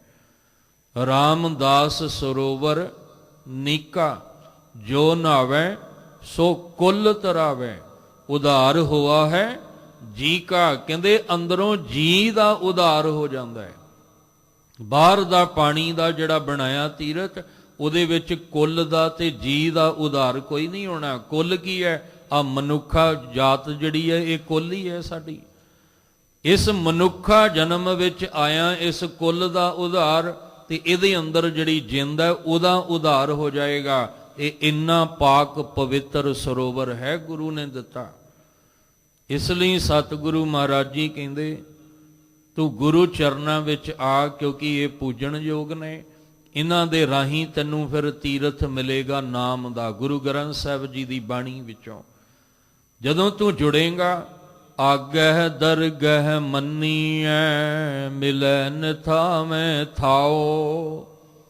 ਕਹਿੰਦੇ ਜਿਹੜਾ ਗੁਰੂ ਚਰਨਾਂ ਵਿੱਚ ਆ ਕੇ ਜੁੜ ਕੇ ਨਾਮ ਦੇ ਤੀਰਥ ਵਿੱਚ ਇਸ਼ਨਾਨ ਕਰਕੇ ਆਪਣੇ ਅੰਦਰ ਦੇ ਜੰਜਾਲ ਤੋਂ ਛੁਟਕਾਰਾ ਪਾ ਲੈਂਦਾ ਹੈ, ਮਨ ਦੀ ਮਲ ਨੂੰ ਧੋ ਦਿੰਦਾ ਹੈ, ਅੰਦਰੋਂ ਵਿਕਾਰਾਂ ਨੂੰ ਅੰਦਰੋਂ ਧੋ ਲੈਂਦਾ ਹੈ, ਜਿਹੜਾ ਆਪਣੇ ਹਿਰਦੇ ਨੂੰ ਪਵਿੱਤਰ ਕਰ ਲੈਂਦਾ ਹੈ। ਇਹ ਮੰਨਿਆ ਜਾਂਦਾ ਹੈ ਕਿ ਅੱਗੇ ਦਰਗਾਹ ਵਿੱਚ ਉਹਨਾਂ ਨਿਥਾਵਿਆਂ ਨੂੰ ਥਾਂ ਮਿਲਦੀ ਹੈ। ਕਹਿੰਦੇ ਨੇ ਉਹ ਮੰਨਣ ਯੋਗ ਹੋ ਜਾਂਦੇ ਨੇ, ਉਹ ਵੀ ਆਦਰ ਮਾਣ ਸਤਿਕਾਰ ਯੋਗ ਹੋ ਜਾਂਦੇ ਨੇ। ਜਿੰਨਾ ਸਤਿਕਾਰ ਸਾਨੂੰ ਗੁਰੂ ਚਰਨਾਂ ਵਿੱਚ ਆ ਕੇ ਮਿਲਦਾ ਹੈ, ਮਾਫ ਕਰਨਾ ਕਿਤੇ ਨਹੀਂ ਜੇ ਮਿਲਣਾ। ਇੱਕੋ ਇੱਕ ਦਰ ਹੈ ਜਿੱਥੇ ਗੁਰੂ ਘਰ ਆਉਂਦਿਆਂ ਸਾਰੀ ਪਹਿਲਾਂ ਤੇ ਸਾਡੇ ਜੋੜਿਆਂ ਨੂੰ ਮਾਣ ਮਿਲਣ ਲੱਗ ਜਾਂਦਾ ਹੈ। ਜਿਹੜੇ ਪੈਰਾਂ 'ਚ ਅਸੀਂ ਜੋੜੇ ਪਾਏ ਆ ਨਾ, ਸਭ ਤੋਂ ਪਹਿਲਾਂ ਤੇ ਸਾਨੂੰ ਉਹਨਾਂ ਨੂੰ ਮਾਣ ਮਿਲਣ ਲੱਗ ਜਾਂਦਾ ਹੈ। ਅੱਗੇ 10 ਜਣੇ ਹੱਥ ਜੋੜ ਖਲੋਤੇ ਹੁੰਦੇ ਆ ਵੀ ਲਿਆਓ ਜੀ ਆਹ ਜੋੜੇ ਸਾਨੂੰ ਦਿਓ, ਲਿਆਓ ਜੀ ਆਹ ਜੋੜੇ ਸਾਨੂੰ ਦਿਓ। ਕਿੰਨਾ ਮਾਣ ਮਿਲਦਾ ਹੈ। ਤੇ ਜੇ ਸਾਨੂੰ ਬਾਹਰ ਆਉਂਦਿਆਂ ਮਾਣ ਮਿਲ ਗਿਆ ਤੇ ਜਿੱਦਣ ਗੁਰੂ ਸਾਹਿਬ ਦੇ ਦਰ ਤੇ ਜੁੜ ਗਏ ਉਦਣ ਕਿੰਨਾ ਮਾਣ ਮਿਲੇਗਾ। ਇੱਕ ਦਿਨ ਜ਼ਿਕਰ ਕੀਤਾ ਸੀ ਨਾ, ਗੁਰੂ ਹਰਿਕ੍ਰਿਸ਼ਨ ਸਾਹਿਬ ਜੀ ਨੇ ਰਾਜਾ ਜੈ ਸਿੰਘ ਦੇ ਬੰਗਲੇ ਵਿੱਚ ਰਾਣੀ ਨੂੰ ਆਖਿਆ ਸੀ, ਰਾਣੀਏ ਤੂੰ ਹੈਰਾਨ ਨਾ ਹੋ ਕਿ ਮੈਂ ਤੈਨੂੰ ਗੋਲੀਆਂ ਵਿੱਚ ਪਛਾਣ ਲਿਆ। ਤੂੰ ਹੈਰਾਨ ਨਾ ਹੋ, ਤੂੰ ਉਸ ਗੋਲੀ ਨੂੰ ਪੁੱਛ ਜਿਹਨੂੰ ਰਾਣੀ ਦੇ ਕੱਪੜੇ ਪਵਾ ਕੇ ਆਸਣ ਤੇ ਬਿਠਾਇਆ। ਤੇ ਉਸ ਗੋਲੀ ਨੂੰ ਪੁੱਛਿਆ, ਉਹਨੇ ਆਖਿਆ ਮੈਂ ਤੇ ਇਸ ਲਈ ਅੱਖਾਂ ਭਰੀਆਂ ਨੇ ਕਿ ਸਤਿਗੁਰੂ ਦਾਤਿਆ ਹਜੇ ਤਾਂ ਬੰਗਲੇ ਵਿੱਚ ਚਰਨ ਪਏ ਆ। ਬੰਗਲੇ ਵਿੱਚ ਚਰਨ ਪੈਂਦਿਆਂ ਸਾਰ ਮੈਨੂੰ ਰਾਣੀ ਦੇ ਕੱਪੜੇ ਤੇ ਆਸਣ ਮਿਲ ਗਿਆ ਤੇ ਜਿੱਦਣ ਤੁਹਾਡੇ ਚਰਨ ਮੇਰੇ ਹਿਰਦੇ ਵਿੱਚ ਵਸ ਗਏ, ਜਿਸ ਦਿਨ ਮੈਂ ਤੁਹਾਨੂੰ ਆਪਣੇ ਹਿਰਦੇ 'ਚ ਵਸਾ ਲਿਆ ਉਸ ਦਿਨ ਤੇ ਫਿਰ ਮੈਂ ਮਹਾਰਾਣੀ ਬਣ ਜਾਵਾਂਗੀ। ਉਸ ਦਿਨ ਫਿਰ ਪਤਾ ਨਹੀਂ ਕਿੰਨੀਆਂ ਕੁ ਖੁਸ਼ੀਆਂ ਮਿਲ ਜਾਣੀਆਂ। ਇਸ ਲਈ ਹਜੇ ਤਾਂ ਗੁਰੂ ਦਰ ਆਉਂਦਿਆਂ ਸਾਨੂੰ ਮਾਣ ਮਿਲਦਾ ਹੈ, ਜਿੱਦਣ ਅੰਦਰ ਆ ਕੇ ਜੁੜਨ ਦੀ ਜਾਚ ਆ ਗਈ ਉਦਣ ਕਿੰਨਾ ਕੁ ਮਾਣ ਮਿਲੇਗਾ। ਕਿਉਂਕਿ ਇਹ ਨਿਮਾਣਿਆਂ ਨੂੰ ਮਾਣ ਦੇਣ ਵਾਲਾ ਘਰ ਹੈ, ਇਹ ਨਿਤਾਣਿਆਂ ਨੂੰ ਤਾਣ ਦੇਣ ਵਾਲਾ ਘਰ ਹੈ। ਕਹਿੰਦੇ ਨੇ ਆਗਹਿ ਦਰਗਹਿ ਮੰਨੀਐ। ਅੱਗੇ ਜੇ ਹੁਣ ਗੁਰੂ ਸਾਹਿਬ ਦੇ ਪੂਜਣ ਯੋਗ ਚਰਨਾਂ ਵਿੱਚ ਜੁੜ ਕੇ ਨਾਮ ਦੇ ਤੀਰਥ ਵਿੱਚ ਮਨ ਦਾ ਇਸ਼ਨਾਨ ਕਰਵਾਵਾਂਗੇ, ਅੱਗੇ ਫਿਰ ਦਰਗਾਹ ਦੇ ਵਿੱਚ ਸਾਨੂੰ ਮਾਲਕ ਦੇ ਘਰ ਵਿੱਚ ਇੱਜ਼ਤ ਮਿਲੇਗੀ। ਮੰਨੀਐ ਦਾ ਅਰਥ ਮੰਨਣ ਯੋਗ ਹੋ ਜਾਣਗੇ, ਉਹ ਪ੍ਰਵਾਨ ਹੋ ਜਾਣਗੇ, ਉਹ ਇੱਜ਼ਤ ਮਾਣ ਸਤਿਕਾਰ ਦੇ ਯੋਗ ਹੋ ਜਾਣਗੇ। ਮਿਲੈ ਨਿਥਾਵੇਂ ਥਾਓ, ਔਰ ਉੱਥੇ ਨਿਥਾਵਿਆਂ ਨੂੰ ਥਾਂ ਮਿਲ ਜਾਏਗਾ। ਤੇ ਗੁਰੂ ਅਮਰਦਾਸ ਮਹਾਰਾਜ ਜੀ ਤੋਂ ਵੱਧ ਕੌਣ ਜਾਣ ਸਕਦਾ ਹੈ। ਤਾਂ ਹੀ ਤੇ ਗੁਰੂ ਸਾਹਿਬ ਜੀ ਨੇ ਜੋ ਜਾਣਿਆ, ਜੋ ਸਮਝਿਆ, ਜੋ ਬਖਸ਼ਿਸ਼ ਲਈ, ਸਾਹਿਬ ਜੀ ਕਹਿੰਦੇ ਭਾਈ ਰੇ ਭਗਤਹੀਨ ਕਾਹੇ ਜਗ ਆਇਆ, ਪੂਰੇ ਗੁਰ ਕੀ ਸੇਵਨਾ ਕੀਨੀ ਬਿਰਥਾ ਜਨਮ ਗਵਾਇਆ। ਇਹ ਗੁਰੂ ਅਮਰਦਾਸ ਮਹਾਰਾਜ ਜੀ ਤੋਂ ਵੱਧ ਕੌਣ ਮਹਿਸੂਸ ਕਰ ਸਕਦਾ ਸੀ ਕਿ ਪੂਰੇ ਗੁਰੂ ਦੀ ਸੇਵਾ ਕਰਕੇ ਕਿੰਨਾ ਨਿਥਾਵਿਆਂ ਨੂੰ ਥਾਂ ਮਿਲਦਾ ਹੈ, ਕਿੰਨਾ ਨਿਮਾਣਿਆਂ ਨੂੰ ਮਾਣ, ਨਿਓਟਿਆਂ ਨੂੰ ਓਟ, ਨਿਆਸਰਿਆਂ ਨੂੰ ਆਸਰਾ ਮਿਲਦਾ ਹੈ। ਇਹ ਗੁਰੂ ਅਮਰਦਾਸ ਮਹਾਰਾਜ ਜੀ ਤੋਂ ਵੱਧ ਕੋਈ ਨਹੀਂ ਜਾਣਦਾ। ਤਾਂ ਹੀ ਗੁਰੂ ਅਮਰਦਾਸ ਜੀ ਨੇ ਇਹ ਬਚਨ ਸਾਡੀ ਝੋਲੀ ਵਿੱਚ ਪਾਏ। ਸਭ ਕਹਿੰਦੇ ਜਿਉ ਮੈਂ ਗੁਰੂ ਦੇ ਦਰ ਤੇ ਆ ਕੇ ਗੁਰੂ ਚਰਨਾਂ ਵਿੱਚ ਜੁੜ ਕੇ ਇਸ ਨਾਮ ਦੇ ਤੀਰਥ ਵਿੱਚ ਇਸ਼ਨਾਨ ਕਰਕੇ ਬਖਸ਼ਿਸ਼ਾਂ ਲਈਆਂ, ਮੈਂ ਚਾਹੁੰਦਾ ਤੁਸੀਂ ਵੀ ਆਓ, ਆ ਕੇ ਗੁਰੂ ਦਰ ਤੇ ਨਾਮ ਦੇ ਤੀਰਥ ਵਿੱਚ ਇਸ਼ਨਾਨ ਕਰਕੇ ਤੁਸੀਂ ਵੀ ਨਿਥਾਵਿਆਂ ਦੇ ਥਾਂ ਵਾਲੇ ਬਣ ਜਾਓ, ਤੁਹਾਨੂੰ ਵੀ ਨਿਥਾਵਿਆਂ ਨੂੰ ਥਾਂ ਮਿਲ ਜਾਏਗੀ। ਇਸ ਲਈ ਹੋਕਾ ਦੇ ਕੇ ਗੁਰੂ ਅਮਰਦਾਸ ਜੀ ਕਹਿੰਦੇ ਆ ਭਾਈ ਰੇ ਭਗਤਹੀਨ ਕਾਹੇ ਜਗ ਆਇਆ। ਜੇ ਤੂੰ ਭਗਤੀ ਤੋਂ ਹੀਣਾ ਹੈ ਤੇ ਕਾਹਦੇ ਲਈ ਇਸ ਦੁਨੀਆ ਵਿੱਚ ਆਇਆ? ਕਿਉਂਕਿ ਤੇਰਾ ਆਉਣਾ ਹੀ ਭਗਤੀ ਵਾਸਤੇ ਸੀ, ਤੇਰਾ ਆਉਣਾ ਹੀ ਬੰਦਗੀ ਵਾਸਤੇ ਸੀ। ਤੇ ਜੇ ਤੇਰੇ ਹਿਰਦੇ ਵਿੱਚ ਬੰਦਗੀ ਨਹੀਂ, ਭਗਤੀ ਨਹੀਂ, ਫਿਰ ਤੇਰਾ ਆਉਣਾ ਕਾਹਦਾ ਹੈ? ਤੂੰ ਆਇਆ ਨਾ ਆਇਆ ਇੱਕ ਬਰਾਬਰ। ਤੂੰ ਇਹ ਵੱਡਮੁੱਲਾ ਜਨਮ ਆਪਣਾ ਬੇਅਰਥ ਗਵਾ ਰਿਹਾ ਹੈ। ਧੰਨ ਗੁਰੂ ਤੇਗ ਬਹਾਦਰ ਸਾਹਿਬ ਜੀ ਨੇ ਵੀ ਕਿੰਨਾ ਹੋਕਾ ਦਿੱਤਾ, ਅੱਜ ਵੀ ਦੇ ਰਿਹਾ। ਸਦੀਆਂ ਬੀਤ ਜਾਣਗੀਆਂ ਫਿਰ ਹੋਕਾ। ਹਰ ਪ੍ਰਾਣੀ ਨੂੰ ਅਸੀਂ ਆਏ ਆ, ਸਾਡੇ ਤੋਂ ਪਹਿਲਾਂ ਪਤਾ ਨਹੀਂ ਕਿੰਨੇ ਆਏ ਨੇ। ਅਸੀਂ ਤੁਰ ਜਾਾਂਗੇ ਇੱਕ ਦਿਨ, ਸਾਡੇ ਤੋਂ ਬਾਅਦ ਹੋਰ ਆਉਣਗੇ। ਗੁਰੂ ਸਾਹਿਬ ਨੇ ਤੇ ਹੋਕਾ ਦੇਈ ਜਾਣਾ। ਬੀਤ ਜਹ ਜਨਮ ਆਕਾਜ ਰੇ। ਸਭ ਕਹਿੰਦੇ ਤੇਰਾ ਜਨਮ ਬਤੀਤ ਹੁੰਦਾ ਜਾ ਰਿਹਾ ਹੈ, ਹੁੰਦਾ ਜਾ ਰਿਹਾ ਹੈ। ਤੇਰਾ ਅਕਾਰਥ ਬੇਅਰਥ ਜੀਵਨ ਜਾ ਰਿਹਾ ਹੈ। ਤੂੰ ਕਿਉਂ ਨਹੀਂ ਸਮਝ ਰਿਹਾ? ਭਾਈ ਰੇ ਭਗਤਹੀਨ ਕਾਹੇ ਜਗ ਆਇਆ। ਤੂੰ ਕਾਹਦੇ ਲਈ ਦੁਨੀਆ ਵਿੱਚ ਆਇਆ? ਜੇ ਭਗਤੀ ਤੋਂ ਹੀਣਾ ਹੋ ਕੇ ਹੀ ਆਪਣਾ ਸਮਾਂ ਬਿਤਾਉਣਾ ਤੇ ਤੇਰਾ ਇਹ ਜਨਮ ਅਕਾਜ ਹੈ, ਬੇਅਰਥ ਹੈ, ਕਿਸੇ ਕੰਮ ਨਹੀਂ ਆਉਣਾ। ਜੇ ਤੂੰ ਦੁਨੀਆ ਦੀ ਸੇਵਾ ਵਿੱਚ, ਧਨਾੜ ਦੀ ਸੇਵਾ ਵਿੱਚ, ਮਾਇਆ ਧਾਰੀਆਂ ਦੀ ਸੇਵਾ 'ਚ ਲੱਗਾ ਰਿਹਾ, ਪੂਰੇ ਗੁਰ ਕੀ ਸੇਵ ਨਾ ਕੀਨੀ, ਤੂੰ ਪੂਰੇ ਗੁਰੂ ਦੇ ਚਰਨਾਂ ਦੀ ਸੇਵਾ ਵਿੱਚ ਨਾ ਜੁੜਿਆ, ਬਿਰਥਾ ਜਨਮ ਗਵਾਇਆ, ਬੇਅਰਥ ਗਵਾ ਲਿਆ। ਤੇਰਾ ਇਹ ਜਨਮ ਕਿਸੇ ਲੇਖੇ ਨਹੀਂ ਲੱਗਾ। ਹੀਰੇ ਜੈਸਾ ਜਨਮ ਹੈ, ਕੌਡੀ ਬਦਲੇ ਜਾਏ ਵਾਲਾ ਜੀਵਨ ਹੈ ਤੇਰਾ। ਪਰ ਸਾਹਿਬ ਕਹਿੰਦੇ ਜੇ ਤੂੰ ਗੁਰੂ ਚਰਨਾਂ 'ਚ ਜੁੜੇ, ਪਰਮੇਸ਼ਵਰ ਦੇ ਨਾਮ ਤੀਰਥ ਵਿੱਚ ਇਸ਼ਨਾਨ ਕਰੇ, ਆਗੇ ਆਉਣ ਵਾਲੇ ਸਮੇਂ 'ਚ, ਕਿਉਂਕਿ ਬੀਜ ਅੱਜ ਪਾਵਾਂਗੇ ਤੇ ਆਉਣ ਵਾਲੇ ਸਮੇਂ 'ਚ ਫਲ ਮਿਲਣਾ ਹੈ। ਅੱਜ ਗੁਰੂ ਦੁਆਰੇ ਆਵਾਂਗੇ ਤੇ ਬੀਜ ਬੀਜਾਂਗੇ ਤਾਂ ਆਉਣ ਵਾਲੇ ਸਮੇਂ 'ਚ ਫਲ ਹੈ। ਤੇ ਜੇ ਹੁਣ ਬੀਜ ਬੀਜਿਆ ਹੀ ਕੋਈ ਨਾ, ਫਿਰ ਆਉਣ ਵਾਲੇ ਸਮੇਂ 'ਚ ਕਿਹੜੇ ਫਲ ਦੀ ਆਸ ਰੱਖਦੇ ਆ? ਹੁਣ ਵੱਤੈ ਹਰ ਨਾਮ ਨਾ ਬੀਜਿਓ, ਅੱਗੇ ਭੁੱਖਾ ਕਿਆ ਖਾਏ। ਮਹਾਰਾਜ ਕਹਿੰਦੇ ਹੁਣ ਤਾਂ ਵੱਤਰ ਨਾ, ਹੁਣ ਸਮਾਂ ਸੀ ਤੇਰਾ, ਹੁਣ ਤੂੰ ਬੀਜਿਆ ਨਹੀਂ ਤੇ ਤੂੰ ਆਉਣ ਵਾਲੇ ਸਮੇਂ 'ਚ ਕਹੇ ਮੈਨੂੰ ਫਲ ਕੋਈ ਨਹੀਂ ਮਿਲਿਆ। ਪਰ ਪਿਛਲੇ ਸਮੇਂ 'ਚ ਝਾਤੀ ਮਾਰੀ, ਤੂੰ ਬੀਜ ਕਿੰਨਾ ਕੁ ਬੀਜਿਆ, ਸੇਵਾ ਸਿਮਰਨ ਵਿੱਚ ਕਿੰਨਾ ਕੁ ਜੁੜਿਆ, ਜੋ ਆਉਣ ਵਾਲੇ ਸਮੇਂ ਵਿੱਚ ਤੂੰ ਕਹੇ ਵੀ ਮੈਨੂੰ ਇਹ ਫਲ ਮਿਲ ਜਾਏ। ਅੱਜ ਹੀ ਸ਼ੁਰੂਆਤ ਕਰਨੀ ਪੈਣੀ ਹੈ। ਜੇ ਕੱਲ ਅਸੀਂ ਚਾਹੁੰਦੇ ਹਾਂ ਸਾਨੂੰ ਫਲ ਮਿਲੇ, ਅੱਜ ਬੀਜਾਂਗੇ ਤਾਂ ਗੱਲ ਬਣਨੀ ਹੈ ਆਉਣ ਵਾਲੇ ਸਮੇਂ 'ਚ। ਇਸ ਲਈ ਆਗੇ ਦਰਗਾਹ ਹਾਹੇ ਨੂੰ ਸਿਹਾਰੀ ਦਰਗਾਹ ਵਿੱਚ, ਮਾਲਕ ਦੇ ਘਰ ਵਿੱਚ ਮੰਨੀ ਹੈ, ਮੰਨੇ ਜਾਂਦੇ ਨੇ, ਸਤਿਕਾਰਯੋਗ ਹੋ ਜਾਂਦੇ ਨੇ। ਮਿਲੈ ਨਿਥਾਵੇਂ ਥਾਉ, ਔਰ ਉਹਨਾਂ ਨਿਥਾਵਿਆਂ ਨੂੰ ਕਹਿੰਦੇ ਥਾਂ ਮਾਲਕ ਦੇ ਘਰ ਦੇ ਵਿੱਚ ਮਿਲ ਜਾਂਦੀ ਹੈ। ਸਤਿਗੁਰ ਵਿਟਹੁ ਵਾਰਿਆ, ਜਿਨ ਦਿੱਤਾ ਸਚ ਨਾਉ, ਅਨ ਦਿਨ ਸਚ ਸਲਾਹਣਾ, ਸੱਚੇ ਕੇ ਗੁਣ ਗਾਓ, ਸੱਚ ਖਾਣਾ ਸੱਚ ਪਹਿਨਣਾ, ਸੱਚੇ ਸੱਚਾ ਨਾਉ। ਗੁਰੂ ਅਰਜਨ ਦੇਵ ਮਹਾਰਾਜ ਜੀ ਫਿਰ ਦੂਸਰੇ ਪਦੇ ਵਿੱਚ ਕਿਰਪਾ ਕਰਦੇ, ਕਹਿੰਦੇ ਐਸੇ ਸਤਿਗੁਰੂ ਤੋਂ ਵਾਰੇ ਵਾਰੇ ਜਾਓ, ਐਸੇ ਸਤਿਗੁਰੂ ਤੋਂ ਸੱਦ ਕੇ ਜਾਓ, ਜਿਨ ਦਿੱਤਾ ਸੱਚ ਨਾਉ, ਜਿਨ੍ਹਾਂ ਨੇ ਤਰੁੱਠ ਕੇ ਸਾਨੂੰ ਇਹ ਸੱਚਾ ਨਾਮ, ਸੱਚੀ ਬਾਣੀ ਦਿੱਤੀ ਹੈ। ਐਸੇ ਸਤਿਗੁਰੂ ਤੋਂ ਅਸੀਂ ਸੱਦ ਕੇ ਜਾਈਏ, ਵਾਰੇ ਜਾਈਏ, ਜਿਨ੍ਹਾਂ ਦੇ ਆ ਸੱਚਾ ਨਾਮ ਤਰੁੱਠ ਕੇ ਦਿੱਤਾ, ਤੇ ਜਿਹਦੇ ਸਦਕੇ ਆਗਿਆ ਦਰਗਹਿ ਮੰਨੀਐ, ਮਿਲੈ ਨਿਥਾਵੇਂ ਥਾਉ, ਜਿਹਦੇ ਕਰਕੇ ਅੱਗੇ ਆ ਬਖਸ਼ਿਸ਼ ਸਾਡੀ ਝੋਲੀ ਵਿੱਚ ਪੈਣੀ ਹੈ।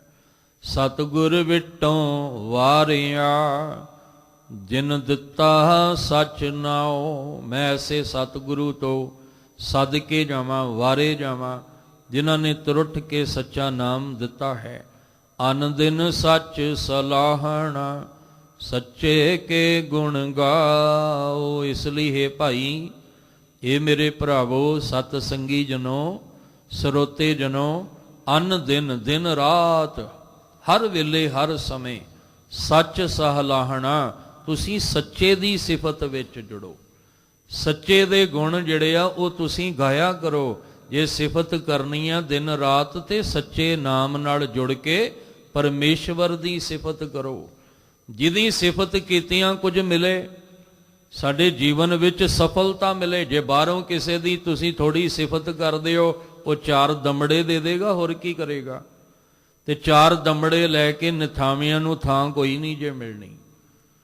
ਮਾਲਕ ਦੇ ਦਰਗਾਹ ਵਿੱਚ, ਮਾਲਕ ਦੇ ਘਰ ਵਿੱਚ 4 ਦਮੜੇ ਲੈ ਕੇ ਇੱਜ਼ਤ ਕੋਈ ਨਹੀਂ ਜੇ ਮਿਲਣੀ। ਮਾਲਕ ਦੇ ਘਰ ਵਿੱਚ ਇੱਜ਼ਤ ਮਿਲਣੀ ਹੈ ਜਦੋਂ ਹੋਵੇ ਸਿਫਤ ਖਸਮ ਦੀ। ਨੂਰ ਅਰਸੋਂ ਕੁਰਸੋਂ ਝੱਟੀਐ, ਤੁਧ ਡਿਠੈ ਸੱਚੇ ਪਾਤਸ਼ਾਹ, ਮਲ ਜਨਮ ਜਨਮ ਦੀ ਕੱਟੀ। ਜਿਹਦੀ ਸਿਫਤ ਕੀਤਿਆਂ ਮਲ ਜਨਮ ਜਨਮ ਦੀ ਕੱਟੀ ਹੈ, ਤੇ ਅੱਗੇ ਉਹਦੇ ਘਰ 'ਚ ਪ੍ਰਵਾਨਗੀ ਮਿਲ ਜਾਏ, ਉਹਦੀ ਸਿਫਤ ਕਰੀਏ ਆਪਾਂ। ਜਿਹਨੇ ਜੀਵਨ ਦਿੱਤਾ ਹੈ, ਜਿਹਦਾ ਦਿੱਤਾ ਹੋਇਆ ਜੀਵਨ ਅਸੀਂ ਜੀ ਰਹੇ ਹਾਂ। ਇਸ ਲਈ ਮਹਾਰਾਜ ਕਹਿੰਦੇ ਦਿਨ ਰਾਤ ਸੱਚ ਸਲਾਹਣਾ, ਉਹਦੀ ਸਲਾਹਣਾ ਕਰੋ। ਸੱਚੇ ਕੇ ਗੁਣ ਗਾਓ, ਤੇ ਸੱਚੇ ਦੇ ਗੁਣ ਗਾਇਆ ਕਰੋ। ਉਸ ਮਾਲਕ ਦੇ ਗੁਣ ਗਾਓ ਜਿਹੜਾ ਸੱਚ ਪਰਮੇਸ਼ਵਰ ਸਦੀਵੀ ਹੈ। ਤੇ ਜਿਨ੍ਹਾਂ ਨੇ ਗਾਇਆ, ਜਿਨ੍ਹਾਂ ਨੇ ਸੱਚੇ ਦੀ ਸਿਫਤ ਕੀਤੀ ਦਿਨ ਰਾਤ, ਸਵਾਸ ਸਵਾਸ ਜਿਨ੍ਹਾਂ ਨੇ ਸੱਚੇ ਦੇ ਗੁਣ ਗਾਏ, ਸੱਚ ਖਾਣਾ ਸੱਚ ਪਹਿਨਣਾ ਸੱਚੇ ਸੱਚਾ ਨਾਉ। ਕਹਿੰਦੇ ਜਿਹੜੇ ਸੱਚ ਨਾਮ ਵਿੱਚ ਲੀਨ ਹੋ ਕੇ ਸਚਿਆਰ ਹੋ ਗਏ, ਉਹ ਸਚਿਆਰ ਜਿਹੜੇ ਸੀ ਉਹਨਾਂ ਦੀ ਖੁਰਾਕ ਤੇ ਉਹਨਾਂ ਦੀ ਪੋਸ਼ਾਕ ਵੀ ਸੱਚੀ ਹੋ ਗਈ। ਉਹਨਾਂ ਦੀ ਖੁਰਾਕ ਵਿੱਚ ਵੀ ਸੱਚ ਹੈ ਤੇ ਉਹਨਾਂ ਦੀ ਪੋਸ਼ਾਕ ਦੇ ਵਿੱਚ ਵੀ ਸੱਚ ਹੈ। ਧਿਆਨ ਰੱਖਿਓ, ਆ ਪੋਸ਼ਾਕ ਧਰਮ ਦੇ ਨਾਮ ਦੀ ਪਾਈ ਤੇ ਹੈ, ਪਰ ਇਹਦੇ ਪਿੱਛੇ ਝੂਠ ਕਿੰਨਾ ਹੈ, ਇਹਦੇ ਪਿੱਛੇ ਕੂੜ ਕਿੰਨਾ ਹੈ। ਇਹਦਾ ਮਤਲਬ ਪੋਸ਼ਾਕ ਧਰਮ ਦੇ ਨਾਮ ਦੀ ਪਾਈ ਹੈ, ਪਰ ਇਹ ਪੋਸ਼ਾਕ ਹਜੇ ਸੱਚੀ ਨਹੀਂ ਹੋਈ। ਇਹ ਹਜੇ ਦਿਖਾਵੇ ਵਾਸਤੇ ਹੈ, ਇਹ ਹਜੇ ਲੋਕਾਂ ਨੂੰ ਭਰਮ ਦੇ ਵਿੱਚ ਪਾਉਣ ਵਾਸਤੇ ਹੈ ਕਿ ਲੋਕ ਆਖਣ ਇਹ ਬੜਾ ਧਰਮੀ ਹੈ, ਪਰ ਹਜੇ ਇਸ ਪੋਸ਼ਾਕ ਵਿੱਚ ਵੀ ਔਰ ਜਿਸ ਤਰ੍ਹਾਂ ਦੀ ਪੋਸ਼ਾਕ ਦੇ ਪਿੱਛੇ ਖੁਰਾਕ ਹੈ ਸਾਡੀ, ਧਰਮ ਦੀ ਪੋਸ਼ਾਕ ਪਾਈ ਹੋਈ ਹੈ, ਪਰ ਇਹਦੇ ਪਿੱਛੇ ਜਿੰਨੇ ਦਾਗ ਧੱਬੇ ਲੱਗੇ ਹੋਏ ਨੇ ਉਹ, ਔਰ ਜਿੰਨੀ ਜਿਸ ਤਰ੍ਹਾਂ ਦੀ ਸਾਡੀ ਖੁਰਾਕ ਹੈ ਉਹ ਹਜੇ ਕੂੜ ਨਾਲ ਭਰੀ ਪਈ ਹੈ, ਵਿਕਾਰ ਦੇ ਨਾਲ ਭਰੀ ਪਈ ਹੈ। ਪਰ ਜਿਨੇ ਸੱਚੇ ਦੇ ਗੁਣ ਗਾ ਕੇ ਸਚਿਆਰ ਹੋਣਾ ਕੀਤਾ, ਸੱਚ ਖਾਣਾ ਸੱਚ ਪਹਿਨਣਾ, ਖਾਣਾ ਤੇ ਪਹਿਨਣਾ, ਖੁਰਾਕ ਤੇ ਪੋਸ਼ਾਕ, ਉਹਨਾਂ ਦੀ ਖੁਰਾਕ ਵੀ ਸੱਚੀ ਹੋ ਗਈ ਤੇ ਉਹਨਾਂ ਦੀ ਪੋਸ਼ਾਕ ਵੀ ਸੱਚੀ ਹੋ ਗਈ। ਉਹਨਾਂ ਦੀ ਪੋਸ਼ਾਕ ਨੂੰ ਵੀ ਫਿਰ ਲੋਕ ਸਲਾਮਾਂ ਕਰਦੇ ਆ ਜਿਨ੍ਹਾਂ ਨੇ ਸੱਚ ਨਾਲ ਜੁੜ ਕੇ ਸਚਿਆਰ ਹੋਣਾ ਕੀਤਾ ਹੈ। ਇਸ ਲਈ ਮਹਾਰਾਜ ਜੀ ਕਹਿੰਦੇ ਆ, ਗੁਰੂ ਕੇ ਪਿਆਰਿਓ ਅਨ ਦਿਨ ਸੱਚ ਸਲਾਹਣਾ ਸੱਚੇ ਕੇ ਗੁਣ ਗਾਓ। ਤੁਸੀਂ ਸੱਚੇ ਦੇ ਗੁਣ ਗਾਇਆ ਕਰੋ, ਸੱਚੇ ਦੀ ਸਿਫਤ ਸਲਾਹ ਕਰਿਆ ਕਰੋ, ਤਾਂ ਕਿ ਤੁਹਾਡਾ ਵੀ, ਤੁਹਾਡੀ ਵੀ ਖੁਰਾਕ ਤੇ ਤੁਹਾਡੀ ਵੀ ਪੋਸ਼ਾਕ ਜਿਹੜੀ ਹੈ ਸੱਚੀ ਹੋਵੇ, ਤੁਸੀਂ ਵਾਕਈ ਸਚਿਆਰ ਬਣ ਜਾਵੋ।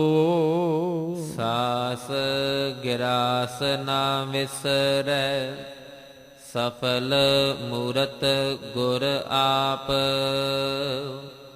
ਗੁਰ ਜੀਵੜ ਅਵਰ ਨਾ ਦਿਸਈ, ਆਠ ਪਹਿਰ ਤਿਸ ਜਾਪ। ਨਦਰ ਕਰੇ ਤਾਂ ਪਾਈਐ, ਸੱਚ ਨਾਮ ਗੁਣ ਤਾਸ। ਹੁਣ ਜਿਨੇ ਸੱਚੇ ਦੀ ਸਿਫਤ ਕੀਤੀ, ਸੱਚੇ ਦੇ ਗੁਣ ਗਾਏ, ਸੱਚ ਦੀ ਖੁਰਾਕ ਤੇ ਸੱਚ ਦੀ ਪੋਸ਼ਾਕ ਆਪਣੇ ਜੀਵਨ ਅੰਦਰ ਧਾਰਨ ਕਰ ਲਈ, ਉਹ ਸਚਿਆਰ ਹੋ ਗਿਆ। ਤੇ ਜਿਹੜਾ ਸਚਿਆਰ ਹੋਇਆ ਉਹਨੂੰ ਸਮਝ ਆ ਗਈ ਕਿ ਜਿਨ੍ਹਾਂ ਨੂੰ ਸਾਸ ਗਿਰਾਸ ਪਰਮੇਸ਼ਵਰ ਦਾ ਨਾਮ ਨਹੀਂ ਵਿਸਰਦਾ, ਉਹਨਾਂ ਨੂੰ ਪਤਾ ਲੱਗ ਜਾਂਦਾ ਹੈ ਕਿ ਸਫਲ ਮੂਰਤ ਗੁਰ ਆਪ। ਉਹ ਜਿਹੜੀ ਸਫਲ ਮੂਰਤ ਹੈ ਨਾ, ਹੁਣ ਮੂਰਤ ਕੌਣ ਕਿਹੜੀ ਸੀ, ਜਿਹਨੂੰ ਆਪਾਂ ਆਰੰਭ ਵਿੱਚ ਪੜ੍ਹਿਆ ਸੀ, ਅਕਾਲ ਮੂਰਤ, ਜਿਹੜੀ ਕਾਲ ਤੋਂ ਰਹਿਤ ਮੂਰਤ ਸੀ। ਉੱਥੇ ਵੀ ਮੂਰਤ ਦੇ ਤੱਤੇ ਨੂੰ ਸਿਹਾਰੀ, ਇੱਥੇ ਵੀ ਤੇ ਸਿਹਾਰੀ ਹੈ ਮੂਰਤੀ। ਉਹ ਜਿਹੜੀ ਕਾਲ ਦੇ ਪ੍ਰਭਾਵ ਤੋਂ ਰਹਿਤ ਮੂਰਤ ਹੈ, ਸਫਲ, ਕਹਿੰਦੇ ਨੇ ਉਹ ਗੁਰ ਆਪ। ਉਹ ਆਪ ਗੁਰੂ ਹੈ, ਪਰ ਕਿਹਨਾਂ ਨੂੰ ਸਮਝ ਆਈ, ਜਿਨ੍ਹਾਂ ਦਾ ਸੱਚ ਖਾਣਾ ਸੱਚ ਪਹਿਨਣਾ ਹੋ ਗਿਆ। ਉਹਨਾਂ ਅੰਦਰੋਂ ਫਿਰ ਉਹ ਪਰਦੇ ਜਿਹੜੇ ਸੀ ਉੱਠ ਗਏ, ਜਿਨ੍ਹਾਂ ਨੇ ਸਾਸ ਗਿਰਾ, ਸਾਹ ਅੰਦਰ ਭਰਦਿਆਂ ਵੀ, ਸਾਹ ਬਾਹਰ ਕਰਦਿਆਂ ਵੀ, ਭਾਵ ਖੁਰਾਕ ਖਾਂਦਿਆਂ ਵੀ, ਹਰ ਸਮੇਂ ਹਰ ਟਾਈਮ ਪਰਮੇਸ਼ਵਰ ਦੇ ਨਾਮ ਨੂੰ ਸਿਮਰਿਆ ਹੈ। ਜਿਨ੍ਹਾਂ ਨੇ ਮਨ ਕਰਕੇ ਗੁਰੂ ਗੁਰੂ ਧਿਆਇਆ ਹੈ, ਜਿਨ੍ਹਾਂ ਨੇ ਆਖਿਆ ਗੁਰੂ ਗੁਰੂ ਗੁਰ ਕਰ ਮਨ ਮੋਰ, ਗੁਰੂ ਬਿਨਾ ਮੈਂ ਨਾਹੀ ਹੋਰ। ਉਹਨਾਂ ਨੂੰ ਪਤਾ ਲੱਗ ਗਿਆ ਕਿ ਜਿਨ੍ਹਾਂ ਦੇ ਅੰਦਰ ਸਵਾਸ ਸਵਾਸ ਨਾਮ ਵਿਸਰਿਆ ਹੀ ਨਾ, ਕਹਿੰਦੇ ਸਫਲ ਹੋ ਗਿਆ ਉਹਨਾਂ ਦਾ ਸਿਮਰਨਾ। ਪਤਾ ਲੱਗ ਗਿਆ ਕਿ ਸਫਲ ਮੂਰਤ ਗੁਰ ਆਪ, ਆਪ ਹੀ ਉਹ ਸਫਲ ਮੂਰਤ ਹੈ ਗੁਰੂ, ਕਿਉਂਕਿ ਗੁਰ ਪਰਮੇਸ਼ਰ ਏਕੋ ਜਾਨ। ਗੁਰੂ ਨੂੰ ਪਰਮੇਸ਼ਰ ਕਰਕੇ ਆਪਾਂ ਮੰਨੀਏ ਤਾਂ ਫਿਰ ਇੱਕ ਦਿਨ ਇਹ ਤਸਵੀਰ ਕਲੀਅਰ ਹੋ ਜਾਏਗੀ। ਗੁਰ ਜੀਵੜ ਅਵਰ ਨ ਦਿਸਈ। ਹੁਣ ਜਦੋਂ ਗੁਰੂ ਦੀ ਤਸਵੀਰ ਆਪਾਂ ਅਸਲ ਵੇਖ ਲਈ, ਅਜੇ ਤੇ ਸਾਨੂੰ ਗੁਰੂ ਗ੍ਰੰਥ ਸਾਹਿਬ ਜੀ, ਰੁਮਾਲਾ ਸਾਹਿਬ ਦਿਸਦੇ ਆ, ਅੱਖਰ ਦਿਸਦੇ ਆ, ਪਰ ਉਹਦੇ ਵਿੱਚ ਰੱਬੀ ਜੋਤ ਥੋੜੀ ਦਿਸਦੀ ਪਈ ਹੈ। ਹਜੇ ਤੇ ਅਰਦਾਸ ਹੀ ਕਰ ਰਹੇ ਹਾਂ 10 ਪਾਤਸ਼ਾਹੀਆਂ ਦੀ ਜੋਤ, ਧੰਨ ਗੁਰੂ ਗ੍ਰੰਥ ਸਾਹਿਬ। ਹਜੇ ਤੇ ਬਸ ਧਿਆਨ ਧਰ ਕੇ ਵਾਹਿਗੁਰੂ ਬੋਲ ਰਹੇ ਹਾਂ, ਪਰ ਮਹਿਸੂਸ ਨਹੀਂ ਕਰ ਰਹੇ, ਦੇਖ ਨਹੀਂ ਪਾ ਰਹੇ ਹਾਂ। ਪਰ ਜਿਨੇ ਸਫਲ ਮੂਰਤ ਗੁਰ ਆਪ ਨੂੰ ਦੇਖ ਲਿਆ, ਉਹ ਕਹਿੰਦਾ ਗੁਰ ਜੇਵੜ ਅਵਰ ਨਾ ਦਿਸਈ। ਹੁਣ ਮੈਨੂੰ ਗੁਰੂ ਵਰਗਾ ਕੋਈ ਦਿਸਦਾ ਹੀ ਕੋਈ ਨਹੀਂ ਪਿਆ। ਮੈਂ ਚਾਰੇ ਪਾਸੇ ਆਪਣੀ ਨਜ਼ਰ ਘੁਮਾ ਕੇ ਵੇਖ ਲਈ, ਕੋਈ ਨਹੀਂ ਮੈਨੂੰ ਦਿਸਦਾ ਪਿਆ। ਆਠ ਪਹਿਰ ਤਿਸ ਜਾਪ, ਇਸ ਲਈ ਮੇਰਾ ਮਨ ਅੱਠੇ ਪਹਿਰ ਗੁਰੂ ਗੁਰੂ ਗੁਰੂ ਗੁਰੂ ਗੁਰੂ ਗੁਰੂ ਦਾ ਜਾਪ ਕਰਦਾ ਹੈ। ਫਿਰ ਨਿਕਲਦਾ ਵਾਹਿਗੁਰੂ, ਵੀ ਗੁਰੂ ਵਾਹ, ਤੂੰ ਤਾਂ ਸਫਲ ਮੂਰਤ ਗੁਰ ਆਪ ਹੈ। ਪਹਿਲਾਂ ਤੇ ਮੈਂ ਤੁਹਾਡੇ ਬਚਨ ਮੰਨ ਕੇ ਨਾਮ ਦਾ ਸਿਮਰਨ ਕੀਤਾ, ਪਰ ਜਿੱਦਨ ਸਾਸ ਗਿਰਾਸ ਨਾ ਵਿਸਰੈ ਤੱਕ ਪਹੁੰਚ ਗਿਆ, ਫਿਰ ਪਤਾ ਲੱਗਾ ਸਫਲ ਮੂਰਤ ਗੁਰ ਆਪ। ਤੇ ਜਦੋਂ ਸਫਲ ਮੂਰਤ ਗੁਰ ਆਪ ਪਤਾ ਲੱਗਾ, ਫਿਰ ਨਿਕਲਿਆ ਵਾਹਿਗੁਰੂ ਵਾਹ। ਗੁਰੂ ਸਾਹਿਬ ਤੂੰ ਤੇ ਆਪ ਹੀ, ਤੁਸੀਂ ਤੇ ਆਪ ਹੀ ਪਰਮੇਸ਼ਰ ਹੋ। ਸਾਨੂੰ ਕਿਤੇ ਭਟਕਣ ਦੀ ਲੋੜ ਹੀ ਨਹੀਂ ਹੈ ਕਿਸੇ ਇਹ ਨਹੀਂ ਕਿ ਗਿਆਨ ਇੱਥੋਂ ਲਓ ਤੇ ਰੱਬ ਕਿਤੋਂ ਹੋਰ ਮਿਲੇਗਾ। ਇਹ ਨਹੀਂ ਵੀ ਗੁਰੂ ਦਰ ਤੇ ਇੱਥੇ ਆਓ, ਇੱਥੇ ਬਾਣੀ ਸੁਣੋ, ਕੀਰਤਨ ਸੁਣੋ, ਪਾਠ ਸੁਣੋ, ਹੁਕਮ ਸੁਣੋ ਤੇ ਰੱਬ ਕਿਤੇ ਹੋਰ ਪਾਉਣ ਵਾਸਤੇ ਜਾਓ। ਨਹੀਂ, ਇੱਥੇ ਹੀ ਗੁਰੂ, ਇੱਥੇ ਹੀ ਪਰਮੇਸ਼ਰ ਹੈ। ਤਾਂ ਹੀ ਵਾਹਿਗੁਰੂ ਅੰਦਰੋਂ ਨਿਕਲੇਗਾ। ਫਿਰ ਸਮਝ ਆਏਗੀ ਗੁਰ ਜੇਵੜ ਅਵਰ ਨਾ ਦਿਸਈ, ਆਠ ਪਹਿਰ ਤਿਸ ਜਾਪ। ਮੈਂ ਉਸ ਗੁਰੂ ਦਾ ਦਿਨ ਰਾਤ ਜਾਪ ਗੁਰੂ ਗੁਰੂ ਧਿਆਉਣਾ ਹਾਂ, ਕਿਉਂਕਿ ਗੁਰੂ ਵਰਗਾ ਹੋਰ ਕੋਈ ਨਹੀਂ ਦਿਸਦਾ। ਨਦਰ ਕਰੇ ਤਾਂ ਪਾਈਐ ਸਚ ਨਾਮ ਗੁਣ ਤਾਸ, ਕਿਉਂਕਿ ਉਹ ਗੁਰੂ ਜਿਹਦੇ ਵਰਗਾ ਕੋਈ ਨਹੀਂ ਹੈ।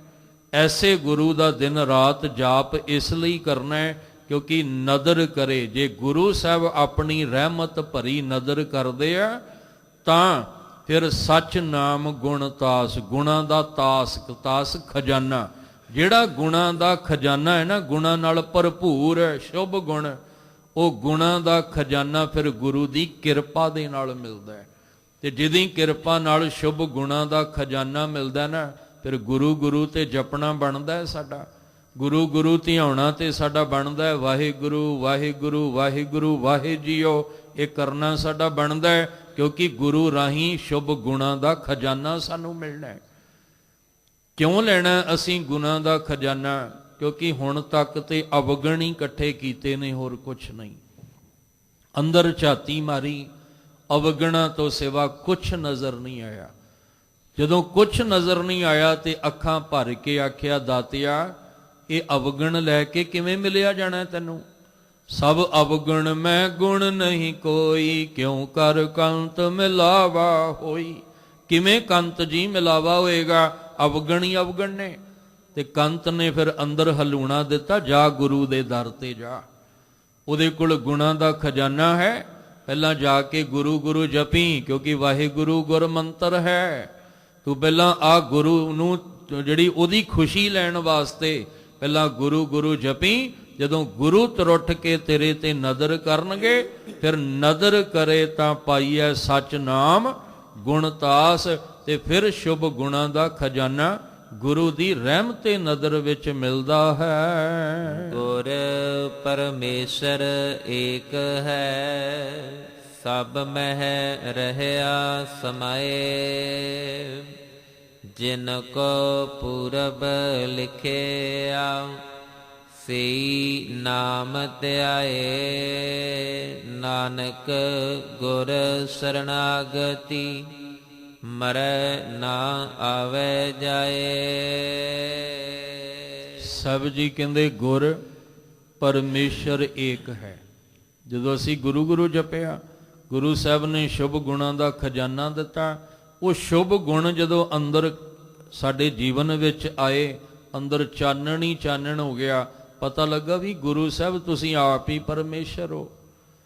ਤੁਸੀਂ ਪਰਮੇਸ਼ਵਰ ਦਾ ਹੀ ਰੂਪ ਜਿਹੜਾ ਹੈ ਉਹ ਗੁਰੂ ਹੈ। ਜਿਵੇਂ ਗੁਰੂ ਅਰਜਨ ਦੇਵ ਮਹਾਰਾਜ ਨੇ ਸੰਗਤ ਨੂੰ ਲੰਗਰ ਛਕਾਇਆ, ਪਤਾ ਨਹੀਂ ਸੀ ਵੀ ਇਹੀ ਗੁਰੂ ਸਾਹਿਬ ਨੇ।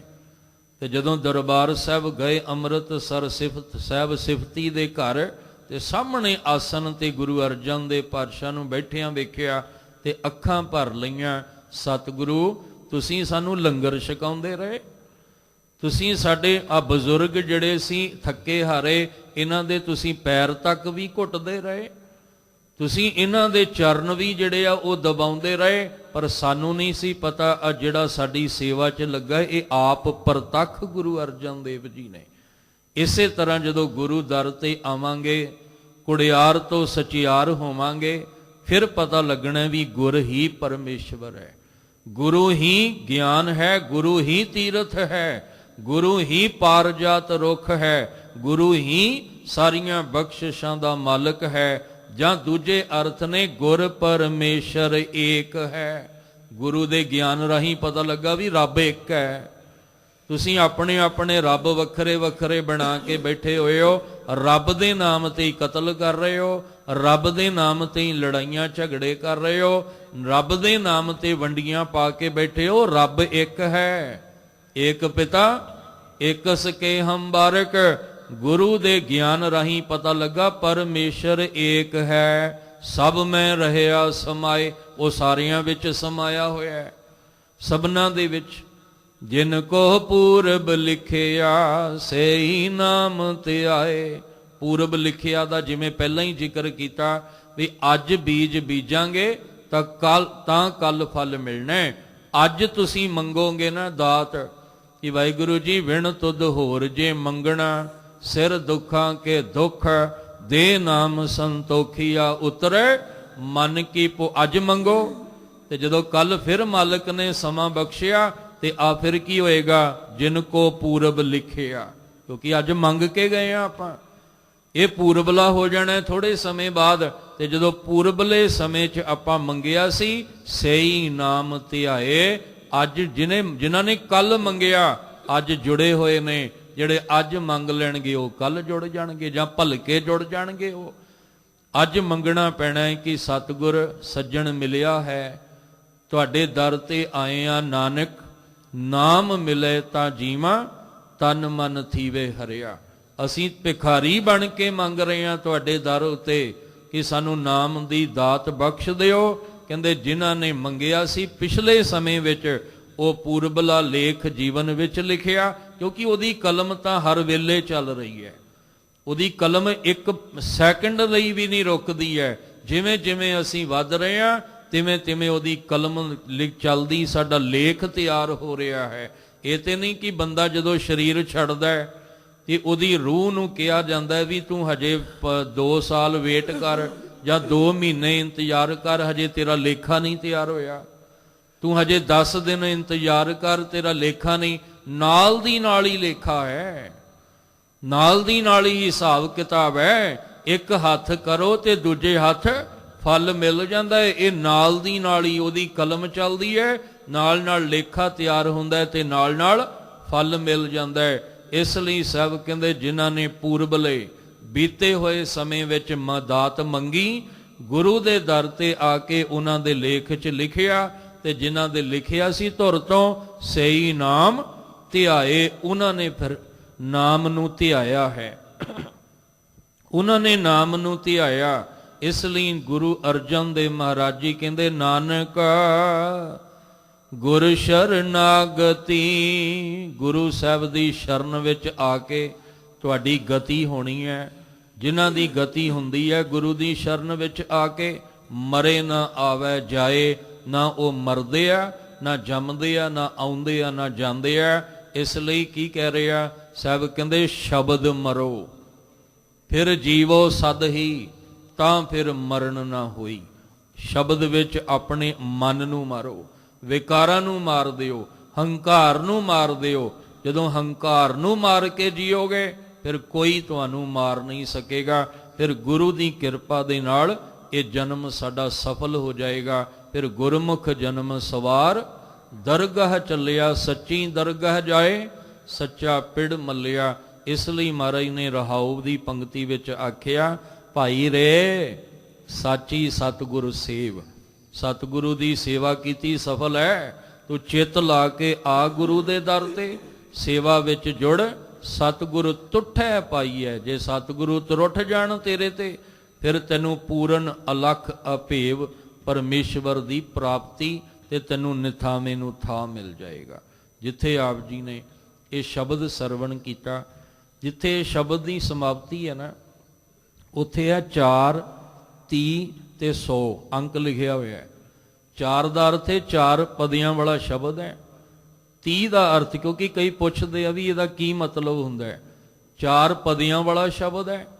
30 ਦਾ ਅਰਥ ਹੈ ਗੁਰੂ ਅਰਜਨ ਦੇਵ ਜੀ ਦੇ 30 ਸ਼ਬਦ ਹੋ ਗਏ ਨੇ, ਤੇ ਟੋਟਲ 53 ਅੰਗ ਤੱਕ, ਹੁਣ ਜਿੱਥੋਂ ਸ਼੍ਰੀ ਰਾਗ ਸ਼ੁਰੂ ਹੁੰਦਾ ਹੈ ਉੱਥੋਂ ਲੈ ਕੇ ਇੱਥੋਂ ਤੱਕ ਟੋਟਲ 100 ਸ਼ਬਦ ਹੋ ਚੁੱਕੇ ਨੇ।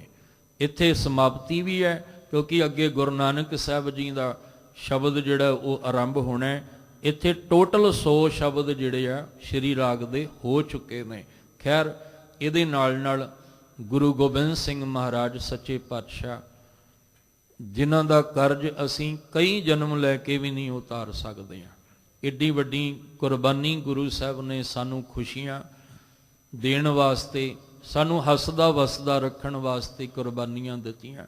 ਗੁਰੂ ਸਾਹਿਬ ਮਹਾਰਾਜ ਜੀ ਦੇ 4 ਸਾਹਿਬਜ਼ਾਦਿਆਂ ਵਿੱਚੋਂ ਸਭ ਤੋਂ ਛੋਟੇ ਸਾਹਿਬਜ਼ਾਦੇ ਬਾਬਾ ਫਤਿਹ ਸਿੰਘ ਜੀ, ਜਿਨ੍ਹਾਂ ਦਾ ਅੱਜ ਜਨਮ ਦਿਹਾੜਾ ਹੈ। ਅੱਜ ਦੇ ਦਿਨ ਆਨੰਦਪੁਰ ਸਾਹਿਬ ਦੀ ਧਰਤੀ ਤੇ ਮਾਤਾ ਜੀਤੋ ਜੀ, ਜਿਨ੍ਹਾਂ ਦੀ ਕੁੱਖ ਨੂੰ ਭਾਗ ਲਾ ਕੇ ਬਾਬਾ ਫਤਿਹ ਸਿੰਘ ਜੀ ਜਨਮ ਲੈਂਦੇ ਆ। ਇਸ ਤੋਂ ਪਹਿਲਾਂ 3 ਸਾਹਿਬਜ਼ਾਦੇ ਮੌਜੂਦ ਨੇ, ਔਰ ਕੈਸੇ ਕਮਾਲ ਦੀ ਇੱਕ ਲੜੀ ਬਣਾਈ ਹੈ ਗੁਰੂ ਸਾਹਿਬ ਨੇ। ਬਾਬਾ ਅਜੀਤ ਸਿੰਘ, ਬਾਬਾ ਜੁਝਾਰ ਸਿੰਘ, ਬਾਬਾ ਜ਼ੋਰਾਵਰ ਸਿੰਘ ਤੇ ਬਾਬਾ ਫਤਿਹ ਸਿੰਘ, ਜਾਂ ਕਹਿ ਲਓ ਕਿ ਇੱਥੇ ਮੁਕੰਮਲ ਹੋ ਗਿਆ ਪਰਿਵਾਰ। ਜਿੱਥੇ ਫਤਿਹ ਹੋ ਗਈ ਉੱਥੇ ਮੁਕੰਮਲ ਹੈ। ਕਹਿੰਦੇ ਨੇ ਜਿੱਥੇ ਜਿਹਨੂੰ ਜਿੱਤਿਆ ਹੀ ਨਹੀਂ ਜਾ ਸਕਦਾ, ਫਤਿਹ ਵੀ ਉਹੀ ਪਾਏਗਾ। ਜਿਹਨੂੰ ਕੋਈ ਵੀ ਜਿੱਤ ਕੇ ਲੈ ਜਾਏਗਾ, ਉਹ ਕਿੱਥੇ ਫਤਿਹ? ਉਹ ਤੇ ਅੱਜ ਵੀ ਹਾਰਿਆ, ਕੱਲ ਵੀ ਹਾਰਿਆ। ਬਾਬਾ ਫਤਿਹ ਸਿੰਘ ਉਹ ਹੈ ਜਿਹਦੇ ਵਿੱਚ ਉਹ ਜ਼ੋਰ ਹੈ, ਜ਼ੋਰਾਵਰ, ਜਿਹਦੇ ਵਿੱਚ ਉਹ ਜ਼ੋਰ ਹੈ, ਜਿਹਦੇ ਵਿੱਚ ਜੁਝਾਰੂਪਨ ਹੈ, ਤੇ ਜਿਹਦੇ ਵਿੱਚ ਅਜੀਤ ਰਹਿਣ ਵਾਲਾ ਗੁਣ ਹੈ। ਬਾਬਾ ਫਤਿਹ ਸਿੰਘ ਜੀ ਹਲੇ ਪੌਣੇ 2 ਸਾਲ ਕੁ ਦੇ ਸਨ ਜਦੋਂ ਮਾਤਾ ਜੀਤੋ ਜੀ ਸਰੀਰਕ ਚੋਲਾ ਤਿਆਗਦੇ ਨੇ। ਦਾਦੀ ਮਾਂ ਮਾਤਾ ਗੁਜਰ ਕੌਰ ਜੀ ਨੇ ਦਾਦੀ ਵਾਲਾ ਵੀ ਤੇ ਮਾਂ ਵਾਲਾ ਵੀ ਪਿਆਰ ਦਿੱਤਾ ਹੈ। ਐਸੀਆਂ ਗੁੜਤੀਆਂ ਭਰ ਦਿੱਤੀਆਂ ਨੇ ਕਿ ਪੁੱਤਰ ਜੀ ਅੱਜ ਆਨੰਦਪੁਰ ਸਾਹਿਬ ਵਿੱਚ ਖੁਸ਼ੀਆਂ ਮਾਣਦੇ ਹੋ, ਅੱਜ ਮਖਮਲੀ ਜੋੜੇ ਪੈਰਾਂ ਦੇ ਵਿੱਚ ਨੇ, ਪਰ ਇੱਕ ਦਿਨ ਟਾਈਮ ਆਏਗਾ, ਹੋ ਸਕਦਾ ਪੈਰਾਂ 'ਚ ਜੋੜਾ ਵੀ ਨਾ ਹੋਵੇ। ਐਸੀਆਂ ਗੁੜਤੀਆਂ ਦਿਓ ਅੱਜ ਆਪਣੇ ਬੱਚਿਆਂ ਨੂੰ। ਘਰਾਂ 'ਚ ਦੇਖਦੇ ਹਾਂ, ਇੱਕ ਦਿਨ ਵਧੀਆ ਭੋਜਨ ਮਾਂ ਨੇ ਬਣਾਇਆ, ਇੱਕ ਦਿਨ ਚਲੋ ਐਸੀ ਖੇਡ ਬਣੀ, ਸੁੱਕਾ ਮਿੱਸਾ ਬਣਿਆ, ਤੇ ਅਸੀਂ ਬੱਚੇ ਮੂੰਹ ਨਹੀਂ ਕਰਦੇ, ਕਹਿੰਦੇ ਨਹੀਂ ਅਸੀਂ ਨਹੀਂ ਖਾਣਾ, ਘਰ ਵਿੱਚ ਸਾਨੂੰ ਤੁਸੀਂ ਚੱਜ ਦਾ ਨਹੀਂ ਦਿੰਦੇ। ਮਾਂ ਇੰਨੇ ਪਿਆਰ ਨਾਲ ਬਣਾਉਂਦੀ ਹੈ, ਬੱਚੇ ਮੂੰਹ ਫੇਰ ਲੈਂਦੇ ਆ।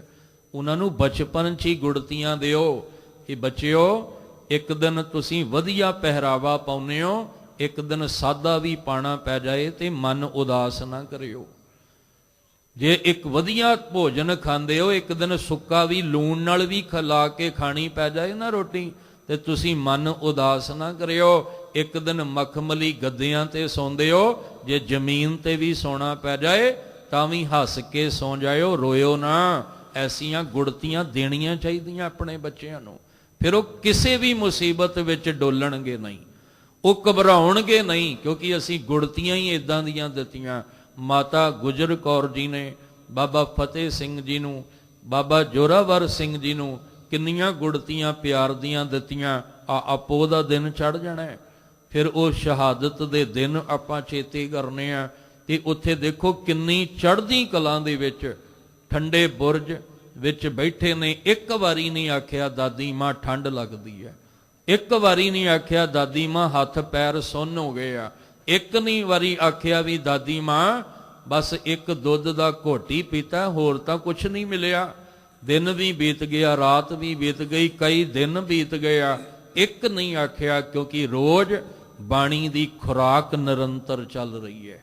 ਉਹ ਚਲਾਉਣ ਵਾਲਾ ਕੌਣ ਸੀ? ਮਾਤਾ ਗੁਜਰ ਕੌਰ ਜੀ। ਦਾਦੀ ਮਾਂ ਆਪਣਾ ਫਰਜ਼ ਨਿਭਾਉਂਦੀਆਂ ਹੋਈ ਪੋਤੇ ਨੂੰ ਇੰਨਾ ਗੁਣ ਦੇ ਦਿੱਤਾ ਕਿ ਭੁੱਖੇ ਰਹਿ ਕੇ ਵੀ ਨਹੀਂ ਆਖਿਆ, ਕਿ ਆਖਿਆ ਜੇ ਭੁੱਖ ਦੇ ਤਾਂ ਇਤ ਹੀ ਰਾਜਾਂ ਦੁੱਖ ਵਿੱਚ ਸੂਖ ਮਨਾਈ। ਕਹਿੰਦੇ ਇੱਕ ਦਿਨ ਬਾਬਾ ਅਜੀਤ ਸਿੰਘ, ਬਾਬਾ ਜੁਝਾਰ ਸਿੰਘ, ਬਾਬਾ ਜ਼ੋਰਾਵਰ ਸਿੰਘ ਜੀ ਖੇਡ ਰਹੇ ਸਨ, ਗੱਤਕਾ ਖੇਡ ਰਹੇ ਸਨ, ਤੇ ਆ ਗਏ, ਆ ਕੇ ਕਹਿੰਦੇ ਵੀਰੋ ਮੈਂ ਵੀ ਖੇਡਣਾ ਚਾਹੁੰਦਾ ਤੁਹਾਡੇ ਨਾਲ। ਉਹ ਕਹਿੰਦੇ ਤੁਹਾਡਾ ਕੱਦ ਹਜੇ ਛੋਟਾ ਹੈ ਬਾਬਾ ਫਤਿਹ ਸਿੰਘ ਜੀ, ਤੁਹਾਡਾ ਕੱਦ ਛੋਟਾ ਹੈ, ਹਜੇ ਸਾਡੇ ਬਰਾਬਰ ਤਾਂ ਹੋ ਜਾਓ ਖੇਡਣ ਵਾਸਤੇ, ਹਜੇ ਨਹੀਂ ਤੁਸੀਂ ਖੇਡ ਸਕਦੇ। ਕਹਿੰਦੇ ਨਹੀਂ, ਮੈਂ ਵੀ ਤੁਹਾਡੇ ਨਾਲ ਖੇਡਣਾ ਚਾਹੁੰਦਾ। ਉਹ ਕਹਿੰਦੇ ਸਾਡੇ ਬਰਾਬਰ ਤਾਂ ਹੋ ਜਾਓ ਖੇਡਣ ਲਈ। ਗਏ, ਜਾ ਕੇ ਅੰਦਰੋਂ ਦਸਤਾਰ ਲਈ, ਕੀ ਪਤਾ ਪਿਤਾ ਗੁਰੂ ਗੋਬਿੰਦ ਸਿੰਘ ਮਹਾਰਾਜ ਦੀ ਦਸਤਾਰ ਹੋਵੇ। ਉਹ ਦਸਤਾਰ ਲਈ ਤੇ ਬੜਾ ਵੱਡਾ ਸਾਰਾ ਦੁਮਾਲਾ ਜਿਹਾ ਸਜਾ ਕੇ ਨਾ, ਇਹ ਜਿਹੜੇ ਦੁਮਾਲੇ ਅਸੀਂ ਸੀਸ ਤੇ ਸਜਾਉਂਦੇ ਆ, ਸਜਾਉਣ ਵਾਲੇ ਇਹ ਕਦੇ ਨਾ ਭੁੱਲਿਓ ਕਿ ਬਾਬਾ ਫਤਿਹ ਸਿੰਘ ਜੀ ਦੀ ਬਖਸ਼ਿਸ਼ ਹੈ। ਇਹ ਰਹਿਮਤਾਂ ਵਰਤਾਈਆਂ, ਇੱਕ ਲਾਡਲੀ ਫੌਜ ਜਿਹੜੀ ਗੁਰੂ ਗੋਬਿੰਦ ਸਿੰਘ ਜੀ ਨੇ ਆਖਿਆ ਸੀ ਬਾਬਾ ਫਤਿਹ ਸਿੰਘ ਦੇ ਨਾਮ ਤੇ ਹੋਏਗੀ। ਉਹ ਆਏ, ਆ ਕੇ ਕਹਿੰਦੇ ਲਓ ਮੈਂ ਵੀ ਤੁਹਾਡੇ ਬਰਾਬਰ ਹੋ ਗਿਆ, ਹੁਣ ਤਾਂ ਮੈਨੂੰ ਖਿਡਾ ਲਓ ਨਾਲ। ਉਹ ਪਿਆਰ ਦੀਆਂ ਬਾਤਾਂ ਬਾਬਾ ਜੋਰਾਵਰ ਸਿੰਘ ਜੀ ਉਦੋਂ ਚੇਤੇ ਕਰਦੇ ਆ ਜਦੋਂ ਦੀਵਾਰ ਵਿੱਚ ਚਿਣਿਆ ਜਾਣਾ ਨਾ, ਤੇ ਉਦੋਂ ਚੇਤੇ ਕਰਦੇ ਆ ਵੀ ਇੱਕ ਦਿਨ ਮੈਂ ਸੋਚਦਾ ਸੀ ਵੱਡਾ, ਇਹ ਛੋਟਾ ਹੈ, ਪਰ ਪਤਾ ਲੱਗਾ ਪਹਿਲੀ ਦੀਵਾਰ ਕੰਧ ਤੇ, ਕੰਧ ਜਿਹੜੀ ਦੀਵਾਰ ਹੈ ਨਾ ਉਹ ਪਹਿਲੀ ਗਰਦਨ ਤੇ ਆਉਣੀਆਂ ਹੀ ਬਾਬਾ ਫਤਿਹ ਸਿੰਘ ਦੀ ਹੈ। ਖੈਰ ਉਹ ਆਉਣ ਵਾਲੇ ਸਮੇਂ 'ਚ ਵਿਚਾਰਾਂਗੇ।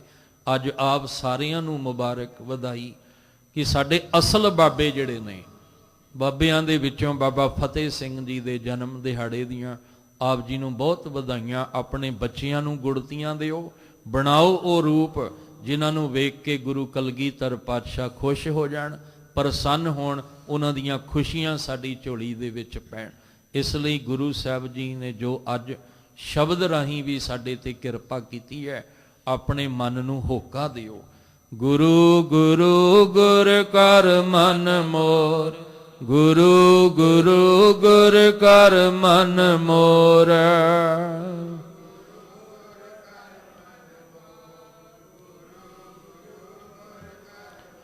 ਗੁਰੂ ਬਿਨਾ ਮੈਂ ਨਾਹੀ ਹੋਰ, ਗੁਰੂ ਬਿਨਾ ਮੈਂ ਨਾਹੀ ਹੋਰ।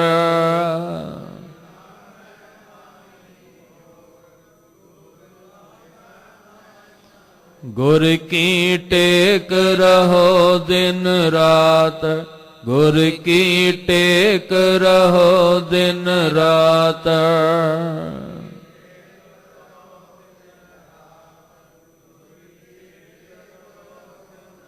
ਜਾ ਕੀ ਕੋਇ ਨ ਮੇਟੈ ਦਾਤ, ਜਾ ਕੀ ਕੋਇ ਨ ਮੇਟੈ ਦਾਤ।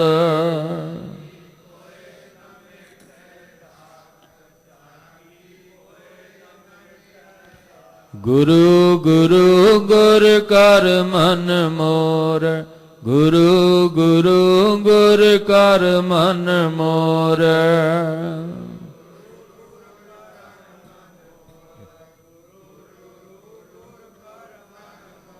ਆਪਣੇ ਆਪਣੇ ਮਨ ਨੂੰ ਹੋਕਾ ਦੇ ਕੇ ਗੁਰੂ ਗੁਰੂ ਤੇ ਆਈਏ, ਗੁਰੂ ਦੁਆਰੇ ਆਈਏ ਔਰ ਨਾਮ ਦੇ ਤੀਰਥ ਸੱਚੀ ਬਾਣੀ ਵਿੱਚ ਇਸ਼ਨਾਨ ਕਰ। ਲੋਕ ਸੁਖੀਏ ਪਰਲੋਕ ਸੁਹੇਲੇ, ਨਾਨਕ ਹਰ ਪ੍ਰਭ ਆਪੇ ਮਿਲੇ ਜੀਵਨ ਬਣ ਸਕੇ। ਅੱਜ ਦੀ ਵਿਚਾਰ ਕਰਦਿਆਂ ਬੇਅੰਤ ਭੁੱਲਾਂ ਹੋਈਆਂ ਸਤਿਗੁਰੂ ਬਖਸ਼ ਦੇਣ, ਸਭਨਾਂ ਨੂੰ ਖੁਸ਼ੀਆਂ ਚੜ੍ਹਦੀਆਂ ਕਲਾਂ ਵਾਲਾ ਜੀਵਨ ਬਖਸ਼ਣ। ਗੁਰੂ ਅਰਜਨ ਦੇਵ ਮਹਾਰਾਜ ਪਾਤਸ਼ਾਹ ਦੇ ਪਾਵਨ ਬਚਨ ਆਪਣੇ ਹਿਰਦੇ ਅੰਦਰ ਵਸਾ ਲਈਏ ਜੀ। ਗੁਰ ਪਰਮੇਸ਼ਰ ਏਕ ਹੈ, ਸਭ ਮਹਿ ਰਹਿਆ ਸਮਾਏ। ਜਿਨ ਕੋ ਪੂਰਬ ਲਿਖਿਆ, ਸਈ ਨਾਮ ਧਿਆਏ। ਨਾਨਕ ਗੁਰ ਸਰਣਾਗਤੀ, ਮਰੈ ਨਾ ਆਵੈ ਜਾਏ।